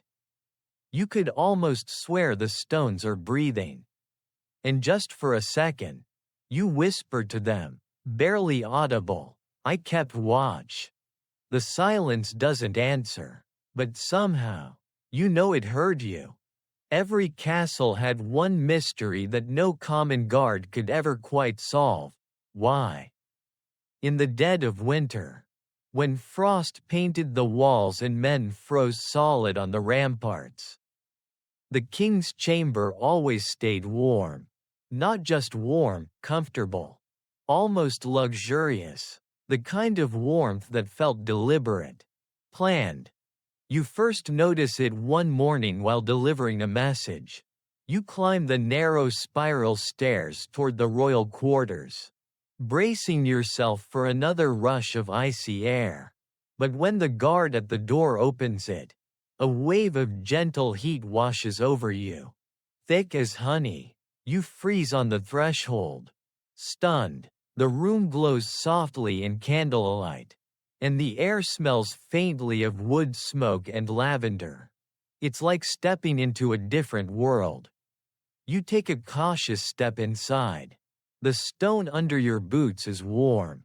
That shouldn't be possible. You glance around, half expecting to find a massive hearth blazing in the corner, but no. There's only a modest fire, barely larger than the one that smolders in the guard's hall. And yet, the entire chamber feels cozy, even mild. The king sits at his desk, quill scratching against parchment, his robe lined with fur so soft it looks alive. You bow, deliver the message, and retreat quickly, but not before you notice something small. Round holes in the wall near the floor. Barely noticeable, perfectly cut. Later, in the barracks, you mention it. The older guards laugh. "Ah," one says, "you've discovered the trick." Then, "The trick?" you ask. "The king's heat. Every castle's got it. They call it a hypocaust, a fire beneath the floor." You blink. A fire beneath the floor? That sounds like witchcraft, but it isn't. The veterans explain that some castles, especially the grander ones, were built with hidden flues and chambers under the royal rooms. Fires burned in furnaces below, and the heat traveled through the walls and floors, rising like invisible smoke, the same idea the Romans once used. While we're up here freezing, one grumbles, His Majesty's toasting his royal toes. Another adds, I'd sell my sword just to nap on that floor. You laugh, but there's envy in the sound. The truth is, warmth was a luxury as valuable as gold. And in the medieval hierarchy, even heat obeyed the laws of power, it rose upward. A few days later, you find yourself near the lower levels of the castle, where the air is thick with the smell of ash. You follow it to a narrow chamber where two servants work in the gloom, feeding logs into what looks like a stone oven built into the wall. The heat here is suffocating. Sweat beads instantly on your forehead. You realize this must be the engine of the king's comfort. The servants don't even glance up as you watch. They're too busy keeping the fire alive. Every few minutes, they shovel fresh embers, then close the heavy iron grate. The sound is rhythmic, endless. The warmth crawls up the walls, disappearing into the hidden channels that snake toward the rooms above. One of the men finally notices you. Don't stand there too long, he says, wiping his brow. You'll cook like a pie. You chuckle. So it's true then, the fire under the king. He smirks. Oh, it's true. And it's greedy. You can feed it all night and still feel cold everywhere else. You look around. The stones here glow faintly from the heat, damp with condensation. It's strange, thinking that above this sweating furnace, nobles sleep comfortably while the rest of the castle shivers. The irony isn't lost on you, or on the servants, who grin at your expression. The king dreams warm, one says, but his guards keep him safe in the cold. That night, back in your own freezing chamber, the thought won't leave you. You lie awake listening to the wind howl through the cracks, imagining the hidden warmth flowing just out of reach, like a secret river under stone. You start to notice signs of it everywhere. The faint warmth of a wall near the upper hall. The subtle draft of heated air when a door opens near the royal stairs. The castle breathes warmth upward. It's elegant, ingenious, and infuriating. Still, you can't help but admire the craftsmanship. The masons and builders who designed such a system must have understood heat the way a poet understands words. How it moves, how it hides, how it comforts. They made warmth a luxury, and in doing so, made it visible, because when only some have it, everyone notices. You wonder what it must feel like to wake in that room, no frost on the blanket, no frozen breath hanging in the air, to stretch in the morning without your joints aching, to live in a constant, steady warmth, while outside your doormen stand guard in the cold, armor crusted with ice. Would it make you grateful? Or would you forget what cold even feels like? You don't know, but you suspect that comfort, like anything else in a castle, can dull the senses as easily as it soothes them. The next day, you're assigned to patrol near the royal wing again. The door opens briefly as you pass, and for just a second, the warmth spills out into the corridor. It touches your face, soft as a sigh, before the door closes and the chill rushes back in. It feels almost cruel, like the castle teasing you. Later, you mention it again to one of your comrades. He laughs and shakes his head. Don't envy the king too much. He says, heat makes you lazy. The cold keeps you sharp. That's why we live longer than lords. You smirk. You mean shorter but frostier. He grins. Exactly. The joke lingers in your mind as you make your next round. Maybe he's right. Maybe the cold, as much as it tortures, also keeps the mind alive, the body alert, the spirit fierce. You wonder if that's why the guards never complain as much as they should. They've learned something the lords never will. That warmth earned tastes sweeter than warmth inherited. Still, as you walk past the royal door one last time, you slow your pace and let your hand brush the stone. It's faintly warm, humming like a living thing. For a brief moment, you close your eyes and pretend that warmth belongs to you. Then you pull your hand away, flex your cold fingers, and whisper, "Enjoy your dreams, Your Majesty." Because you know the truth. Someone has to freeze so the king can sleep in comfort. And though it's unfair, it's also the order of things, the quiet, enduring balance of warmth and duty that keeps every castle alive through the winter. You don't expect monks to be warm. You picture them pale and quiet, moving through freezing cloisters in thin robes, living lives of silence and sacrifice. But in truth, the monks of the Middle Ages were among the few who understood how to cheat the cold, and they did it with science disguised as piety. Your captain sends you to the abbey attached to the castle one morning, just a short errand. A delivery of supplies and messages. The air outside is brittle, the kind of cold that makes even your breath sound sharp. You pull your cloak tight as you cross the narrow stone bridge to the monastery gate.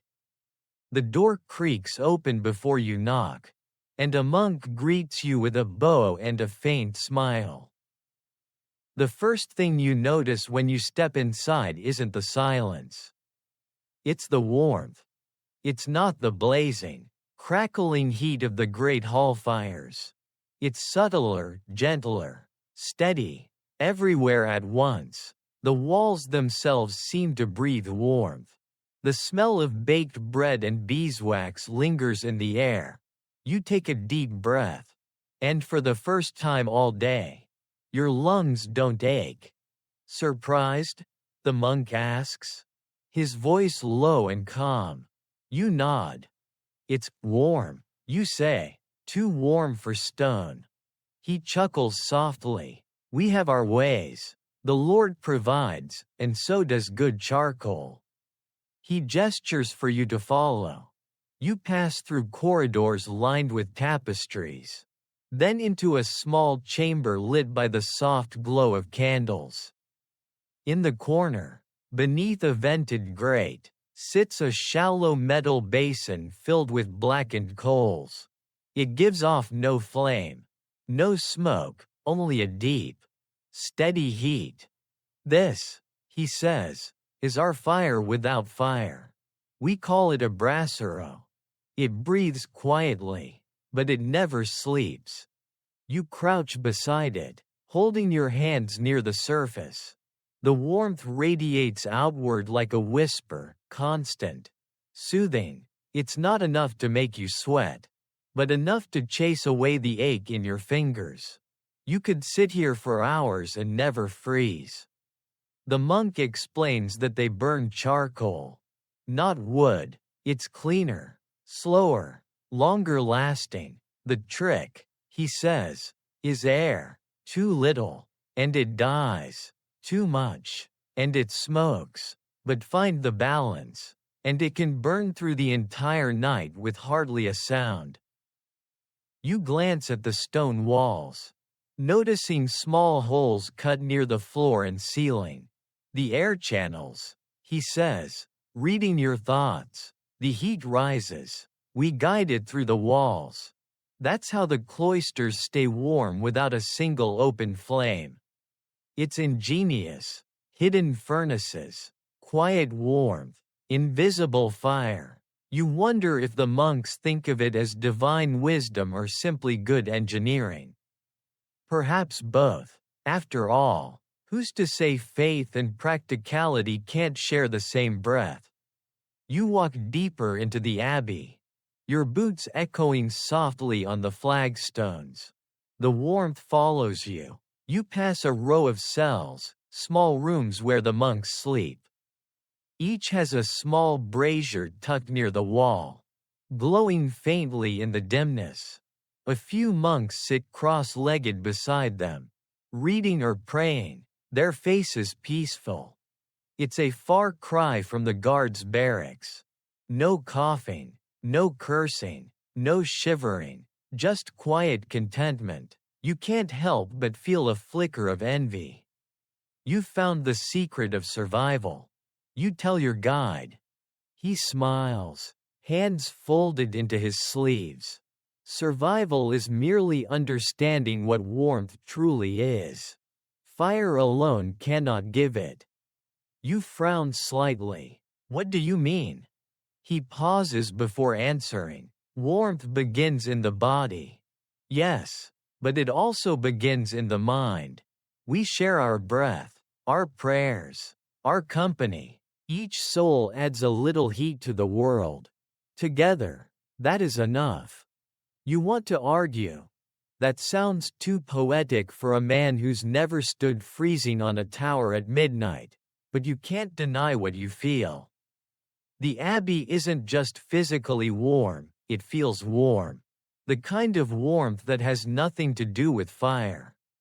You follow him into the refectory, where a few monks are preparing the midday meal. The smell of soup fills the air, lentils, onions, maybe a hint of herbs. The windows are small, the walls thick, and in the center of the room stands another brazier, its embers glowing like sleeping eyes. A few of the monks move quietly around it, tending the fire with practiced ease. No wood crackling, no smoke stinging the eyes, just quiet, disciplined heat. Every flame is a promise.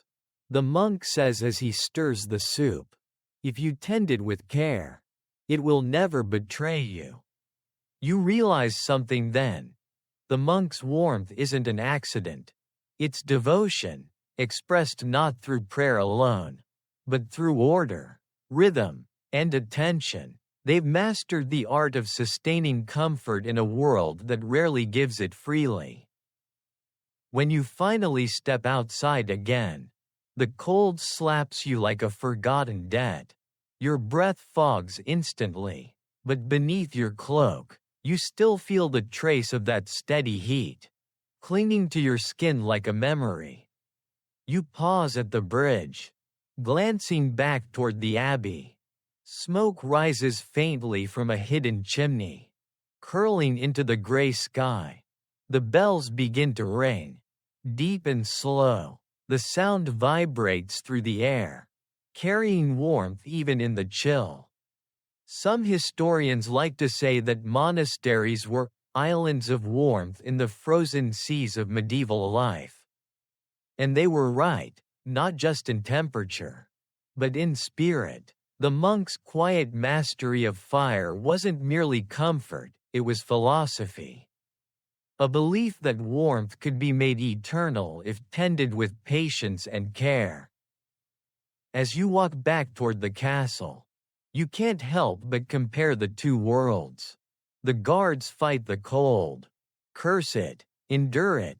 The monks befriend it. They don't conquer winter, they outthink it. By the time you return to your post, your fingers are cold again, your breath sharp, but your mind feels lighter. You glance toward the brazier in the corner and smile faintly. The coals there seem less pitiful now, more meaningful. You pick up the poker, stir the ashes, and whisper softly. Every flame is a promise. The embers glow brighter at your words, as if they agree. And for a while, Even the cold seems to hesitate at the door. Winter doesn't stop at the castle walls, it creeps beyond them, slips into the rivers, and turns water into glass. When the moat freezes, the castle changes. What was once a barrier becomes a bridge, and what was once safety turns suddenly fragile. The guards know this better than anyone, for when the water hardens, the enemy no longer needs boats, they just need courage. You stand on the outer wall, staring down at the moat below. It stretches like a silver belt around the fortress, gleaming faintly under a pale winter sun. The surface looks solid, smooth as polished stone, but you know better. Under that icy skin lurks water still, dark and alive, waiting for a single crack to swallow anything foolish enough to trust it. The wind whips your cloak as you lean forward, squinting at the far side. The trees beyond are heavy with frost, their branches glittering like glass daggers. Everything is still, too still. Beside you, an older guard named Roderick spits over the edge and watches the spittle bounce once on the ice before vanishing through a crack. "See that?" he mutters. "That's the devil's trick. Looks strong, but it lies." You grin, like half the nobles have met. He chuckles. "At least the ice doesn't tax you for walking on it." The two of you share a quiet laugh, the sound lost in the wind. The moat was never meant to freeze, of course. In summer, it's alive with frogs and weeds. Water dark and deep enough to drown an army. But winter doesn't care for design. The first thin layer of ice forms in early December, spider webbing outward overnight. By midwinter, it's thick enough to bear a man's weight if he walks lightly. And that's where the danger begins. You remember last winter, when a group of boys from the nearby village sneaked onto the ice to play. The guards yelled, waving torches, but the boys laughed, sliding and spinning, fearless in their youth. Then came the crack, sharp, clean, final. One of them went through. The rest scrambled for the shore, screaming. They pulled him out, eventually, but he never truly woke again. The ice took something from him that warmth couldn't return. Since then, the guards patrol the moat twice as often, even when no threat is near. The enemy isn't always human. Sometimes it's the silence itself, the illusion of safety. You glance down again, watching as a few snowflakes land softly on the ice, only to vanish without a trace. There's beauty in it, you admit. The reflection of the castle towers shimmers in the frozen water below. Ghostly and perfect. From this height, it looks like another world, an upside-down kingdom, trapped beneath the surface. Roderick notices your gaze. "You know," he says, "they say ghosts walk under there at night. The ones who drowned long ago." You raise an eyebrow. "You believe that?" He shrugs. "After 20 winters here, I believe in whatever keeps me awake." You laugh softly, but part of you understands. When the wind dies and the night grows deep, the frozen moat plays tricks on the mind. You can hear sounds through the ice, groans, sighs, even what sounds like footsteps. The water shifts beneath, echoing in strange ways. Some guards swear they've heard knocking from below, as if something, or someone, were trapped underneath, trying to get out. Historians today might call it thermal cracking, the noise of ice expanding and breaking under pressure. But back then, science wasn't the first explanation that came to mind. Fear was. Still, for all its danger, the frozen moat has its uses. When the snow piles high and the roads close, it becomes the castle's lifeline, a secret path for hunters, traders, and sometimes smugglers. The guards pretend not to notice. They know the risk of crossing it, and they also know that in winter, rules bend with necessity. You walk along the wall, peering down at the gatehouse. A small group of men are testing the ice near the drawbridge. Using long poles to strike it, the sound rings out, sharp, metallic, echoing, thunk, thunk, thunk. You wince with each hit, waiting for the telltale crack. But it holds, for now. There's a certain poetry to this: stone above, ice below, both strong and fragile in their own ways. One built by men, the other by nature, both pretending to be eternal. You wonder which will last longer. The captain joins you a few moments later, his breath clouding the air. If it gets any thicker, we'll have to break it, he says grimly. Break it? You ask. He nods. Can't have enemies skating their way in. Better to shatter the bridge than invite them to dinner. So that's what they do. By afternoon, the guards are out on the ice with axes and hammers, smashing the surface near the walls. The sound fills the valley, violent, rhythmic, like a heartbeat turned savage. Shards fly up like glass, catching the sun before sinking back into the dark water below. You stand at the edge, watching, feeling oddly sad. There's something tragic about destroying beauty, even dangerous beauty. By the time they finish, the moat looks wounded, jagged, no longer smooth and perfect. But it's safer this way. The castle breathes easier, its mirror world beneath shattered for another season. That night, you take one last walk along the ramparts. The moon is full, bright enough to turn the snow silver. The broken ice glitters below, each shard reflecting the light like shattered stars. You rest your hands on the cold stone and exhale slowly, watching your breath mingle with the wind. Somewhere deep inside, the castle creaks, a sound like a sigh of relief. You realize something then. Even the strongest defenses must sometimes break to stay safe. A moat frozen solid is no protection at all. It's a lesson the guards know by heart, one learned not through books, but through frostbite and fear. The night grows quieter. The torches along the walls flicker. You glance once more at the broken moat and whisper softly to no one in particular. Better cracked than conquered.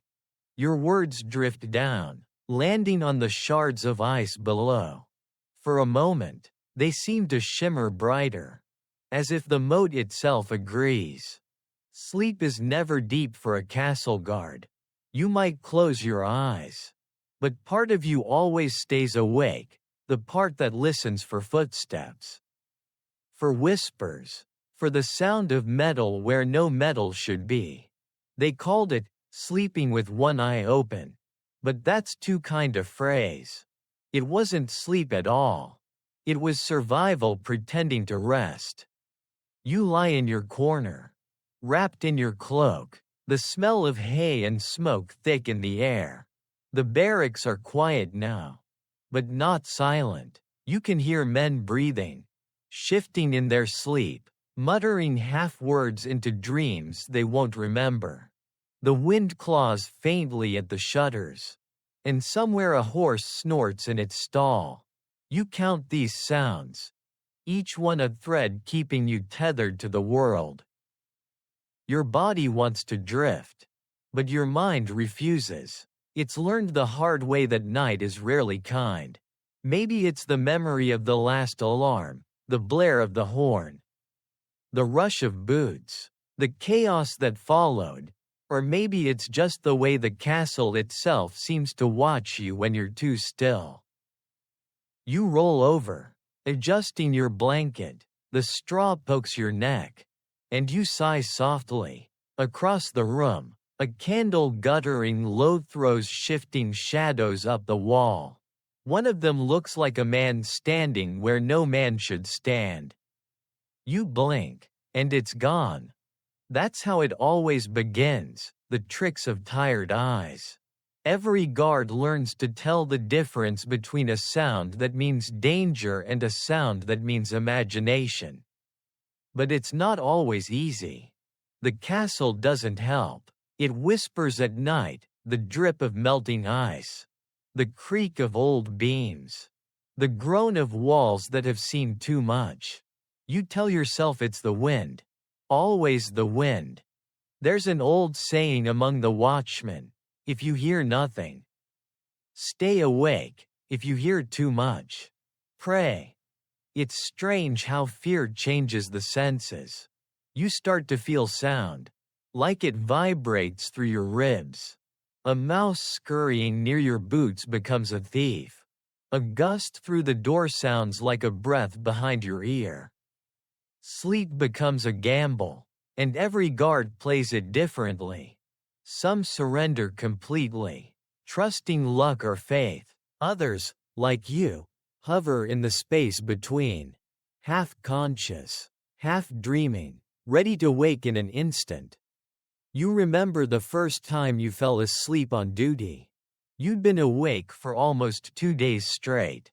The fire had burned low, and the silence pressed heavy as a hand. You told yourself you'd just rest your eyes for a moment. Then came the dream, a door opening, footsteps echoing closer, the cold touch of metal against your neck. You woke with a start, drenched in sweat, heart hammering. The room was empty, but the lesson stuck. Even sleep could betray you. Some guards cheat. They nap sitting up, helmet still on, sword across their knees. That way, if danger comes, the sound of their weapon falling wakes them. Others sleep near the fire, claiming the crackle keeps their senses sharp. One man you knew used to tie a string around his wrist and attach it to the door latch if anyone entered. The tug would wake him. Primitive, maybe, but clever. You smile faintly remembering him, Yoren. His name was Big Man. Louder laugh. Once bragged he could sleep through a siege. Then one night, during a storm, lightning struck the tower and the string snapped. He woke screaming, certain it was the enemy. The rest of you laughed for days. Still, no one teased him too hard. In a place like this, fear is the only thing keeping you alive. You shift again, trying to find comfort that doesn't exist. The hay rustles, the blanket slides. You stare at the ceiling, tracing the cracks that twist like veins across the stone. A drop of water hangs from one, quivering, then falls with a soft plink. It's strange how even that tiny sound feels enormous at night. Some historians write that guards in medieval castles rarely slept more than 4 hours at a time. And even that was broken sleep.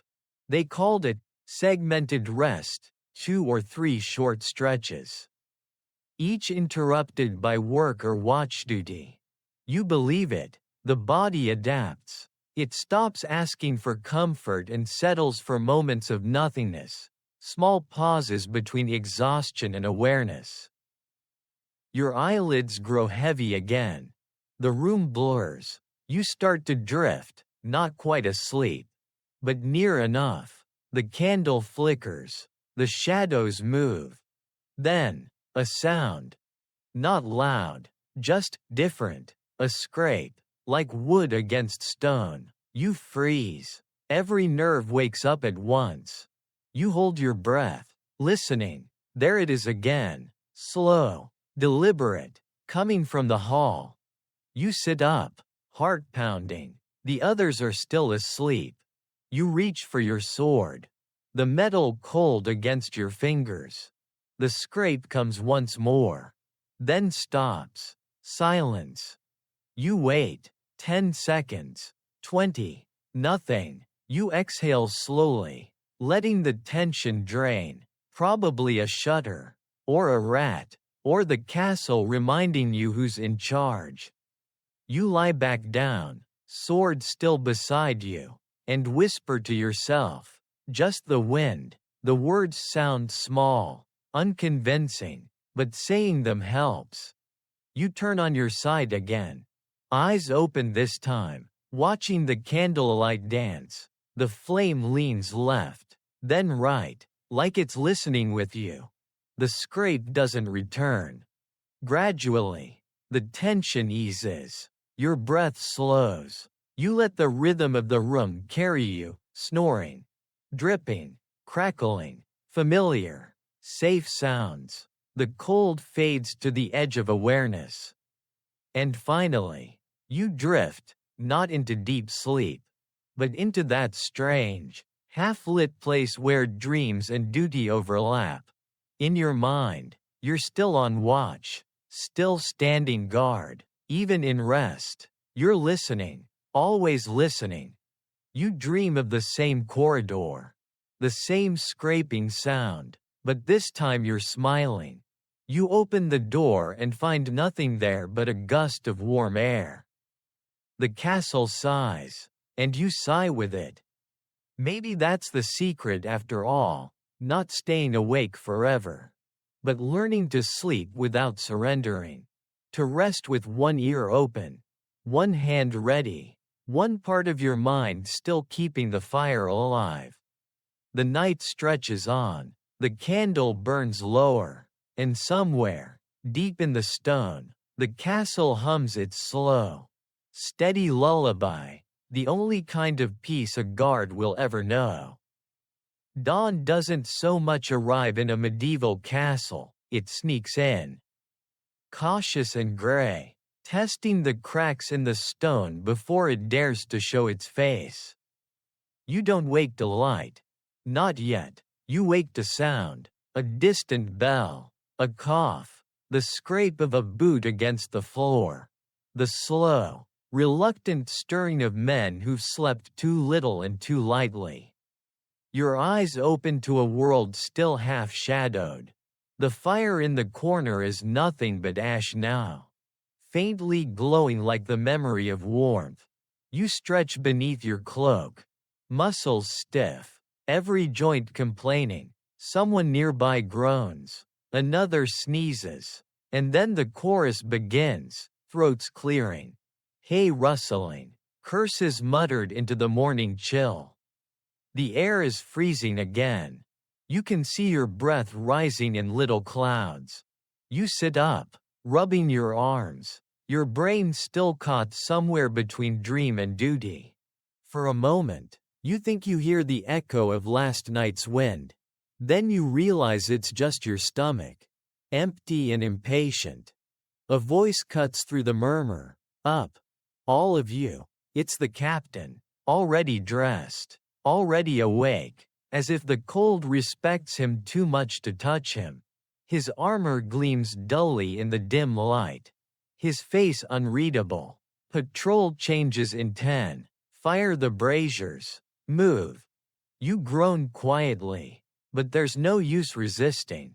Everyone moves the same way, slow, fumbling, half frozen. You pull on your boots, still damp from the night before, and wince at the first touch of icy leather.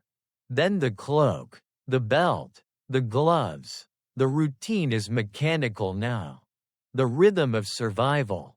By the time you step into the corridor, the castle is already waking around you. Somewhere down below, servants clatter in the kitchens. A stable boy's voice echoes faintly from the courtyard. The first torches are being snuffed out, replaced by thin shafts of natural light filtering through the narrow windows. You pass the chapel, where a monk kneels in silence, his breath rising like smoke in the cold air. He doesn't shiver. You envy that. The sound of his whispered prayers follows you a few steps, then fades behind the stone. Outside, the world is colorless and quiet. The sky hovers between silver and white. Neither day nor night. You step onto the wall walk, boots crunching on frost. The snow sparkles faintly underfoot, and your breath joins the faint mist curling above the moat. The cold hits you hard, but it's cleaner now, less cruel than it was at midnight. The kind of cold that feels almost alive, sharp enough to sting but not enough to hurt. The air smells of pine smoke and metal. You take a deep breath, and the world feels crisp, almost new. Down below, in the courtyard, a few guards huddle around a rekindled fire, blowing gently on the coals until they catch. The flames flare orange, and for a brief second, everything seems golden. Someone laughs, an actual laugh. Not the tired kind. It spreads quickly, as laughter always does among people who've survived another night. You smile without meaning to. The castle, for all its harshness, has its moments of quiet beauty, those brief stretches between suffering and routine where the world simply is. Roderick joins you on the wall, his beard dusted with frost. He offers a nod. You look alive, he says, voice rough. Barely. You answer. He chuckles. That's more than most. Together, you watch the horizon. The sun is still hidden, but a faint glow edges the clouds, spreading slowly, like ink in water. The light touches the tops of the distant trees first, then the hills, then finally the towers of the castle itself. And when it does, everything changes. The frost on the stones turns to silver. The air softens. The moat below glitters like a mirror broken into 1,000 shining pieces. The first birds begin to sing, a hesitant, fragile sound, but real. You hadn't realized how much you missed it. The captain walks past, nodding once. Another night done, he says. There's no triumph in his tone, but there's pride hidden somewhere underneath. Surviving the dark is victory enough. You lean against the battlement, feeling the warmth of the first sunlight kiss your cheek. It's faint, but it's real. You let your eyes close for a second, just to feel it. After hours of darkness and wind, this feels almost divine. Some guards whisper that dawn is the only time a castle truly breathes, that in those few minutes between night and day, all its fears and burdens evaporate with the frost. You believe it. The stones seem lighter now, less haunted. The air hums with quiet life again. You glance down at your hands, red and raw from cold. The sunlight glows faintly on your skin, turning the cracks golden. You flex your fingers, and the ache feels almost pleasant now. Pain, after all, is just another way of feeling alive. Roderick exhales beside you, a plume of white vapor rising into the air. You know, he says softly, every time I see the sun, I think maybe we've beaten winter for good. You smirk, and every time winter proves you wrong. He grins, eyes squinting at the horizon. A man can dream. The two of you stand there in companionable silence as the sun finally crests the hills. Its light spills over the castle walls, flooding the courtyard, the towers, the fields beyond. For a few fleeting moments, everything glows gold, stone, armor, even the snow itself. The warmth doesn't last long. but it's enough to remind you why you endure the cold at all. Because after every endless night comes this, a fragile, perfect dawn that feels like forgiveness.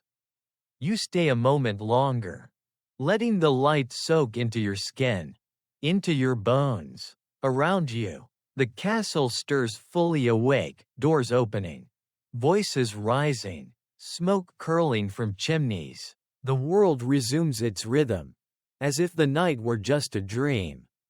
But you know better. The memory of frost still lingers in your limbs, a reminder of what waits each evening.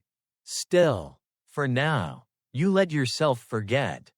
You breathe in deeply, tasting sunlight and smoke, and whisper quietly to the wind, "One more night behind us."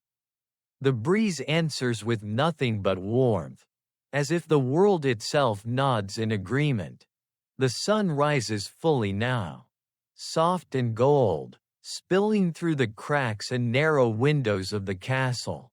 The light falls on sleeping embers, on boots left by the fire, on helmets still faintly steaming from the frost that melted at dawn.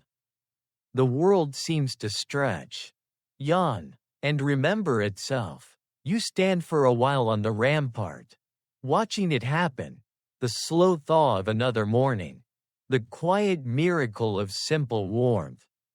It's a small thing, this warmth, but it feels earned. It moves through you like breath returning to lungs after too long underwater.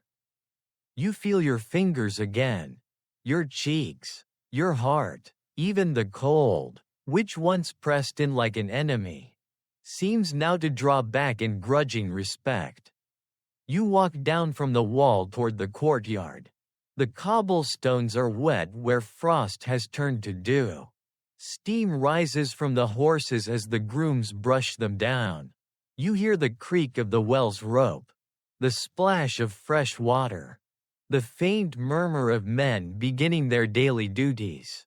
The castle, alive again. You catch sight of the fire pit, the one the night watch used to gather around, and stop for a moment. The coals are still glowing faintly under the ash. You crouch down, stir them with a stick, and a tiny flame leaps up. Stubborn, defiant, it's almost nothing, just a flicker, but it's enough to light a spark in your chest. You smile softly, remembering the words the monk told you. Every flame is a promise. It's strange, you think, how the warmth of a castle isn't only fire or sunlight. It's the way a man laughs after a long, frozen night. It's the sound of armor creaking in rhythm with another's footsteps. It's the simple comfort of company in the dark. The warmth that matters most is the kind that lingers when the cold returns, and it always returns. You walk through the great hall now, past the long tables and the empty hearth. The smell of bread baking drifts from the kitchens. Servants move quietly, carrying jugs of water, stacking wood, preparing for another day that will end in another cold night. Yet there's peace in it, a rhythm as natural as breathing. A few guards are gathered near the door, laughing softly, sharing their own stories from the night, their frozen toes, their imagined ghosts, the tiny victories of warmth they managed to steal. You join them, and for a while, you just listen. The laughter, the clinking of cups, the low hum of voices, it all blends into something gentle, human, alive. You realize then that warmth isn't something the castle gives you.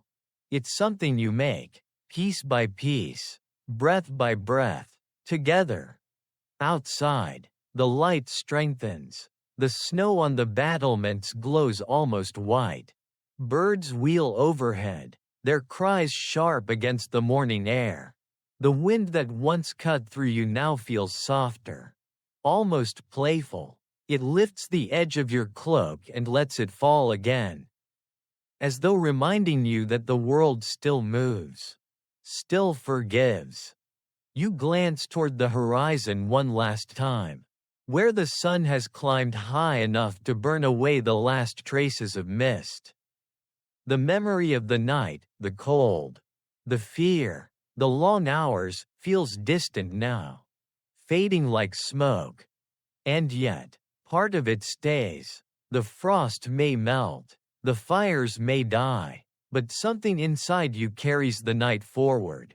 The endurance, the patience, the quiet kind of courage that never makes it into songs. The warmth that lingers. You take a deep breath. Let it out slowly. The sound of it blends with the morning breeze. Soft and steady, the castle hums faintly, its stones alive with light and history. For a moment, you think you can almost hear the voices of those who stood here before you, the guards, the servants, the kings and monks, all whispering the same wordless gratitude. We made it through another night. You close your eyes. The world softens. The light fades to a glow behind your eyelids. Your thoughts slow, drift, stretch thin like smoke in the still air. If you listen closely, you can almost hear the fire breathing, the horses shifting, the soft pulse of the castle's heart. Everything is calm now, safe, still. The cold no longer threatens. The darkness no longer looms. Only the gentle warmth remains, wrapping around you like a memory you can finally rest inside. And as the world outside brightens, your own thoughts dim, fading into the quiet rhythm of peace. You've walked through the night and found the light again. You've learned that warmth is not in walls or fires, but in the endurance of those who refuse to let it die. So breathe, let go. The dawn will keep watch now. The castle sleeps, the guards rest, the world holds its breath. And you, finally, can close your eyes. End of script. Sweet dreams.